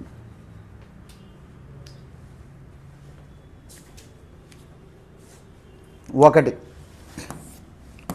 సభ్యులు ఎవరు, అంతేనా? సభ్యుల యొక్క ఏ రంగంలో ఉన్నారు. ఈ నందన్ నీలకని ఆయన మీరు చూస్తే ఆయనే ఆధారం తీసుకొచ్చింది. ఏడిఏ ఆధారం తీసుకొచ్చింది ఆయన. సో ఆధార్కి సంబంధించి ఈయన ఉన్నారు కాబట్టి ఈయన గురించి తెలుసుకోవద్దా? ఓకే. దాంతోపాటు ఒక సభ్యుడి కింద సోమనాథ్ అనే ఆయన్ని నియమించారు. ఈ సోమనాథ్ అనే ఆయన ఎవరు, మాజీ ఇస్రో చీఫ్. మరి సోమనాథ్ హయాంలో జరిగిన ఏవైతే ప్రయోగాలు అంటే అంతరిక్ష ప్రయోగాలు అంటే తెలుసుకోవద్దా? తెలుసుకోవాలి. ఇవన్నీ కూడా తెలుసుకోవాలి. అవునా? అంటే అర్థం ఏంటి, ఇది నివేదిక, రిపోర్ట్. ఇది ఆ రిపోర్ట్కి సంబంధించి బ్యాక్గ్రౌండ్ చదువుకోవాలి. సభ్యులు ఎవరెవరు ఉన్నారు. ఇంకొకటి విద్యా సంస్కరణ. అంటే విద్యా సంస్కరణ ఎందుకు సార్ చేపడుతున్నారు, నీట్ పేపర్ లీకులు అనేవి వరుసగా అవుతున్నాయి. అవునా? పేపర్ లీకులు అవుతున్నాయి కాబట్టి చేపడుతున్నారు. అవునా? ఇటీవల కాలంలో నీట్ పేపర్ లీక్ అని చాలా పెద్ద ఇష్యూ అయింది. ఇప్పుడు నీట్ ఎవరు సార్ నిర్వహించేది, ఎన్టీఏ అనే సంస్థ నిర్వహిస్తుంది. అవునా? National testing agency. అసలు నేషనల్ టెస్టింగ్ ఏజెన్సీ సంస్థ గురించి తెలుసుకోవాలి. అది రాజ్యాంగబద్ధ సంస్థ లేదా చట్టబద్ధ సంస్థ లేదా తీర్మాన సంస్థ ఏదనేది తెలుసుకోవాలి. తర్వాత విద్యాశాఖ ఏవైతే నివేదికలు ఉంటాయో ఆ నివేదికలు తెలుసుకోవాలి. All India survey on higher education అనే నివేదిక ఇటీవల రిలీజ్ అయింది. ఆ నివేదికలు ఎలా ఉన్నాయని తెలుసుకోవాలి. ఎందుకంటే విద్యా సంస్కరణలు అనేవి మనల్ని అడగచ్చేమో, ఎలాంటి విద్యా సంస్కరణలు కావాలి. మీకు తెలుసా, annual survey of education report అని చెప్పి యాసర్ రిపోర్ట్ ఉంటుంది. దాంట్లో ఏంటి, మన భారతదేశంలో ఎవరైతే 5వ తరగతి మ్యాథ్స్ వచ్చో, అదేవిధంగా 5వ తరగతి ఇంగ్లీష్ వచ్చో అలా తెలిసిన వాళ్ళు కేవలం 30% మందే ఉన్నారు. అంటే ఏంటి, 70% మందికి 5వ క్లాస్ మ్యాథ్స్ కూడా రాదు. విద్యా వ్యవస్థ ఏ రకంగా ఉన్నట్టు ఇది ఎలా తెలుస్తుంది మనకి, ఆ నివేదికల ద్వారానా? అంటే నివేదికలు ఏ రకంగా ఉన్నాయి. స్థూల నమోదు రేటు ఎలా ఉంది, ఎంతమంది నమోదు అవుతున్నారు, అక్షరాస్యత రేట్ ఎంత, ఇవన్నీ మనకు కావాలొద్దా విద్య ఏంటి ఎగ్జామ్ పరంగా. ఇవన్నీ కూడా కరెంట్ అఫైర్స్ అనమాట. కరెంట్ అఫైర్స్ అంటే ఏవో కాదు, ఇచ్చిన న్యూస్కి బ్యాక్గ్రౌండే కరెంట్ అఫైర్స్. ఈ కరెంట్ అఫైర్స్ అని ప్రతి దానికి చూసుకుంటారు, డెప్త్గా వెళ్తారు, గూగుల్ తల్లిని అడుగుతారు, నివేదికలు చదువుతారు, చదివి రాసుకుంటారు. అదేనా రెండవది ఈ రకంగా ప్రిపేర్ అవ్వాలి మీరు. ఇంకా ఏమైనా క్వశ్చన్లు ఉన్నాయా? ఇది ఎకానమీ ప్రిపేర్ అయ్యే విధానం.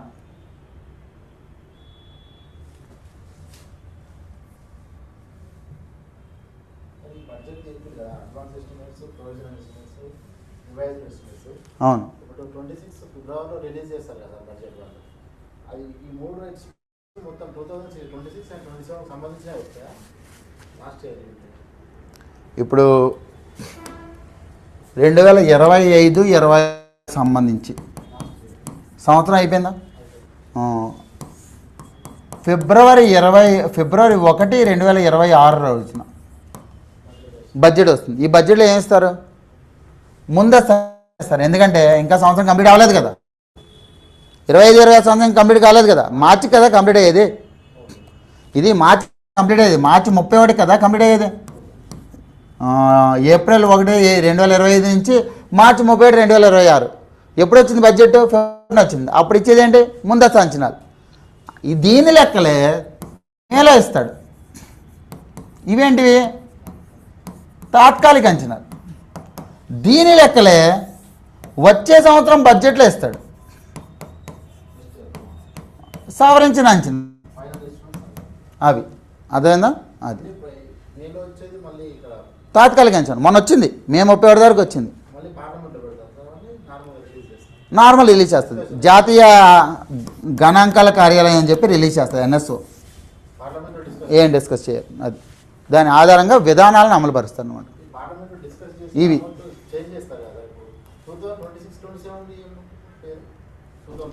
బడ్జెట్ అంచనా అంతేగా, వచ్చేదానికి బడ్జెట్ అంచనాలు అంతే. బడ్జెట్ అంచనా బడ్జెట్లో పెట్టుకున్న లక్ష్యాలు అంతే. అదేనా? అది. ఇంకా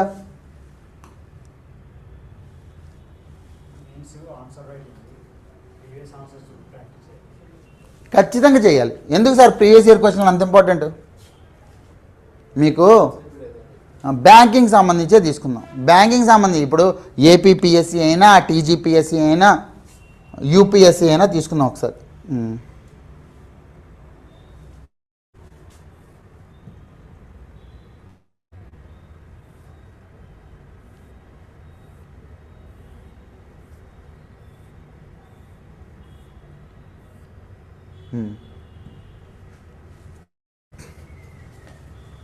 ఇది తెలంగాణలో 2024లో ఎగ్జామ్ అయింది, ఏపీలో 2016, 2017లో అయింది, 20లో అయింది, 23లో అయింది, 25లో అయింది. 4 సార్లు ఎగ్జామ్ అయింది, మెయిన్స్ ఎగ్జామినేషన్. ఒక్కసారి ఇటు చూడండి ఏ రకంగా వచ్చాయో. సింధులో నాగరికత 4 సార్లు వచ్చింది, ప్రతి ఎగ్జామ్లోనే వచ్చింది. తెలంగాణ గ్రూప్ 1లో కూడా వచ్చింది. బౌద్ధ మతం 2 సార్లు వచ్చింది. శివాజీకి సంబంధించి 3 సార్లు వచ్చింది. అంటే కనీసం 2 సార్ల నుంచి 3 సార్లు వచ్చాయా ప్రశ్నలు? అంటే ఒకవేళ నేను 2025లో ఎగ్జామ్ ప్రిపేర్ అవుతున్నాను, ప్రీవియస్ ఇయర్ క్వశ్చన్లు చూస్తే ఏవైతే ఎక్కువ రిపీట్ అయ్యి అదే చదువుకుంటే అది మళ్ళీ వస్తుందా? వచ్చే అవకాశం ఉందా లేదా? అది మన ఎకానమీ ఏ చూద్దాం. ప్రజారుణం 3 సార్లు వచ్చింది. ఆర్థిక సంఘ సిఫార్సులు 3 సార్లు వచ్చింది. అంటే ఏవైతే ఎక్కువ సార్లు వస్తున్నాయో అవి ముందే నేను ఆన్సర్ బాగా ప్రాక్టీస్ చేసి పెట్టేసుకుంటే ఏమవుతుంది? మీరు ఎన్ని క్వశ్చన్లు రాయాలి ఒక్కొక్క ఎగ్జామ్లో? 15 క్వశ్చన్లు రాయాలి, అవునా కదా? 15 క్వశ్చన్లు రాయాలి అంటే మీకు దాంట్లో సగం క్వశ్చన్లు తెలిసినవి ఉంటాయా? 8 క్వశ్చన్లు మీరు బాగా ప్రాక్టీస్ చేసినవి ఉన్నాయని అనుకుందాం. ఈ 8 క్వశ్చన్లు ఇప్పుడు 15 క్వశ్చన్లు రాయాలి అంటే ఒక్కొక్క దానికి ఎంతసేపు పడుతుంది సార్? మొత్తం 3 గంటల ఎగ్జామ్. 15 క్వశ్చన్లు అంటే ఒక్కొక్క దానికి ఎంతసేపు పట్టాలి? 12 నిమిషాలు. వెరీ గుడ్, 12 నిమిషాలు పట్టాలి, అవునా? ఇప్పుడు మీకు 15 క్వశ్చన్లు 8 క్వశ్చన్లు బాగా వచ్చు. ఎందుకు? ప్రీవియస్ క్వశ్చన్లు చూశారు, అవి ఎక్కువ రిపీట్ అవుతున్నాయి కదా, రిపీట్ అయ్యే క్వశ్చన్లు ఎక్కువ వస్తున్నాయి అనుకుందాం.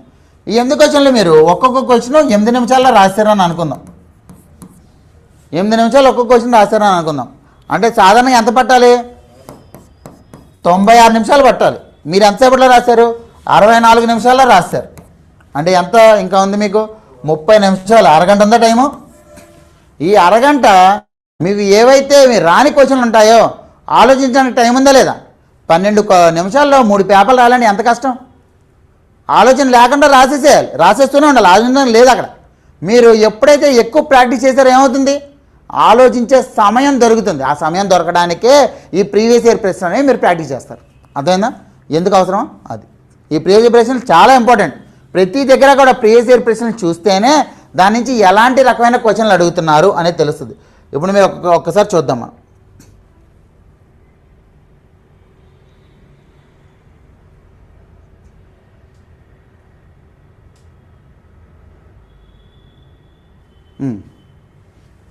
ఇక్కడ క్వశ్చన్ వచ్చింది, వాతావరణ మార్పులను తగ్గించడంలో పునరుత్పాదక ఇంధన పాత్రను వివరించని చెప్పి అడిగారు. సార్ మీరు ఏ సంవత్సరం తీసుకోండి ఈ క్వశ్చన్ గ్యారంటీ. ఎందుకంటారు, ఇప్పుడు పునరుత్పాదక ఇంధనానికి ఉన్నంత విలువ ఇంకా దేనికి లేదు. ఆంధ్రప్రదేశ్ ప్రభుత్వంలో అయితే సగానికి సగం పునరుత్పాదక శక్తే ఉంది. అంటే ఎప్పుడైతే మనకు ఒక టాపిక్ ఇంపార్టెంట్ ఉంటుంది ఏం చేయాలి, ఆన్సర్ రైటింగ్ ప్రాక్టీస్ చేయాలి. చేస్తే ఆటోమేటిక్గా అదే వస్తుంది మీకు. అదేనా ఇలాంటి క్వశ్చన్లు అంటే కరెంట్ అఫైర్స్లో ఏవైతే టాపిక్లు ఉంటాయి, ఇప్పుడు విద్యా సంస్కరణలు ఉన్నాయి. మనం ఏం చేస్తాము, భారతదేశంలో విద్యా వ్యవస్థ ఏ రకంగా ఉంది, విద్యా విధానాలు ఏమన్నాయి, ఇవి ప్రాక్టీస్ చేసుకోండి. వస్తుంది రాదా మీకు, ఎకానమీ పేపర్లో రావచ్చు, జనరల్ ఎస్సే పేపర్లో రావచ్చు, పాలిటీ పేపర్లో రావచ్చు, ఇవన్నీ రావచ్చు, అవునా కదా. అప్పుడు రాస్తాం మనం. అది మనం ప్రిపేర్ అయ్యే పద్ధతి. అర్థమైందా. ఇంకా పేపర్ మాత్రం ఖచ్చితంగా చదవాలి. అందులోనూ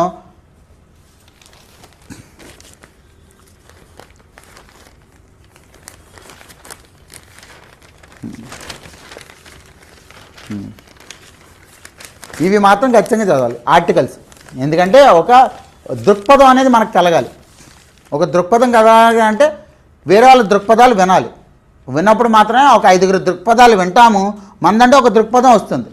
అదేనా అంటే ఐదుగురు ఏవైతే ఆలోచిస్తున్నారో ఆ ఆలోచన వింటాం, మన ఆలోచన మనం చెప్తాం. అదే కదా దృక్పథం అంటే. అది ఇక్కడ చూడండి ఒకసారి, సమస్య అంతా ఆన్లైన్ పరీక్షల వల్లే.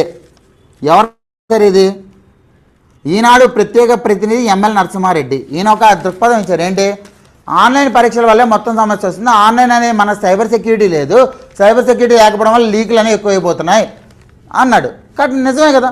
ఓకే, సైబర్ సెక్యూరిటీ బాగుండాలి అంటే దానికి సంబంధించిన విధానాలు రావాలి, ఇన్ఫ్రాస్ట్రక్చర్ రావాలి, మౌలిక వసతులు రావాలి, అవునా కదా. అది అలా మనకు ఒక దృక్పథం ఏర్పడుతుంది చదివినప్పుడు. అదేనా అది. ఇంకా న్యూస్ పేపర్ మాత్రం రోజు చదవండి, ఏ రోజు మిస్ అవ్వండి. ఆన్లైన్ చూడండి, ఏమైనా డౌట్స్ ఉన్నాయా?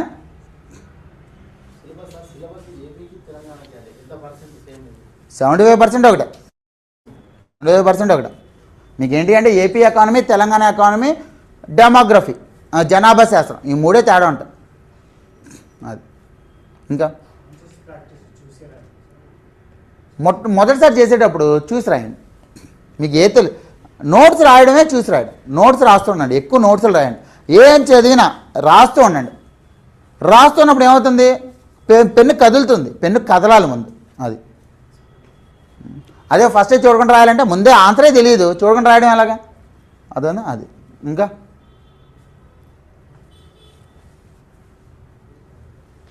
ఓకే, ఆన్లైన్ చూడండి. ఇంకా ఏమైనా డౌట్స్ ఉన్నాయి మీకు, మీరు చాట్లో మెసేజ్ చేయండి, లేకపోతే హ్యాండ్ రైజ్ చేయండి, నేను అన్మ్యూట్ చేస్తాను.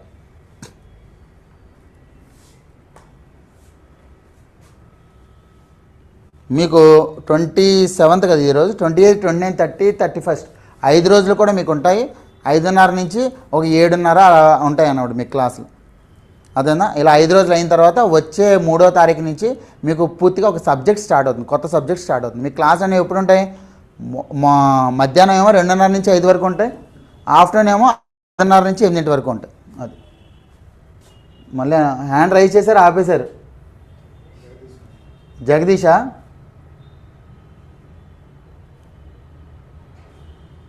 అడగండి, మీ ప్రశ్న అడగండి, నేను మిమ్మల్ని అన్మ్యూట్ చేశాను. లక్ష్మి, అన్మ్యూట్ చేశాను లేదా అని చెప్పి చెక్ చేసుకున్నారు ఆవిడ. జగదీష్ గారు అడగరా? ఒకవేళ అడగడానికి ఇబ్బంది అయితే చాట్లో అయినా మెసేజ్ చేయండి.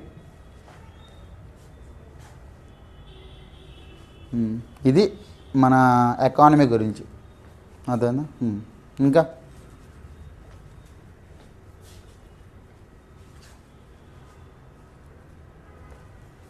Thank you everyone. మళ్ళీ రేపటి నుంచి ఇది స్టార్ట్ అవుతుంది. రేపు మీకు పాలిటీ జరుగుతుంది. Thank you.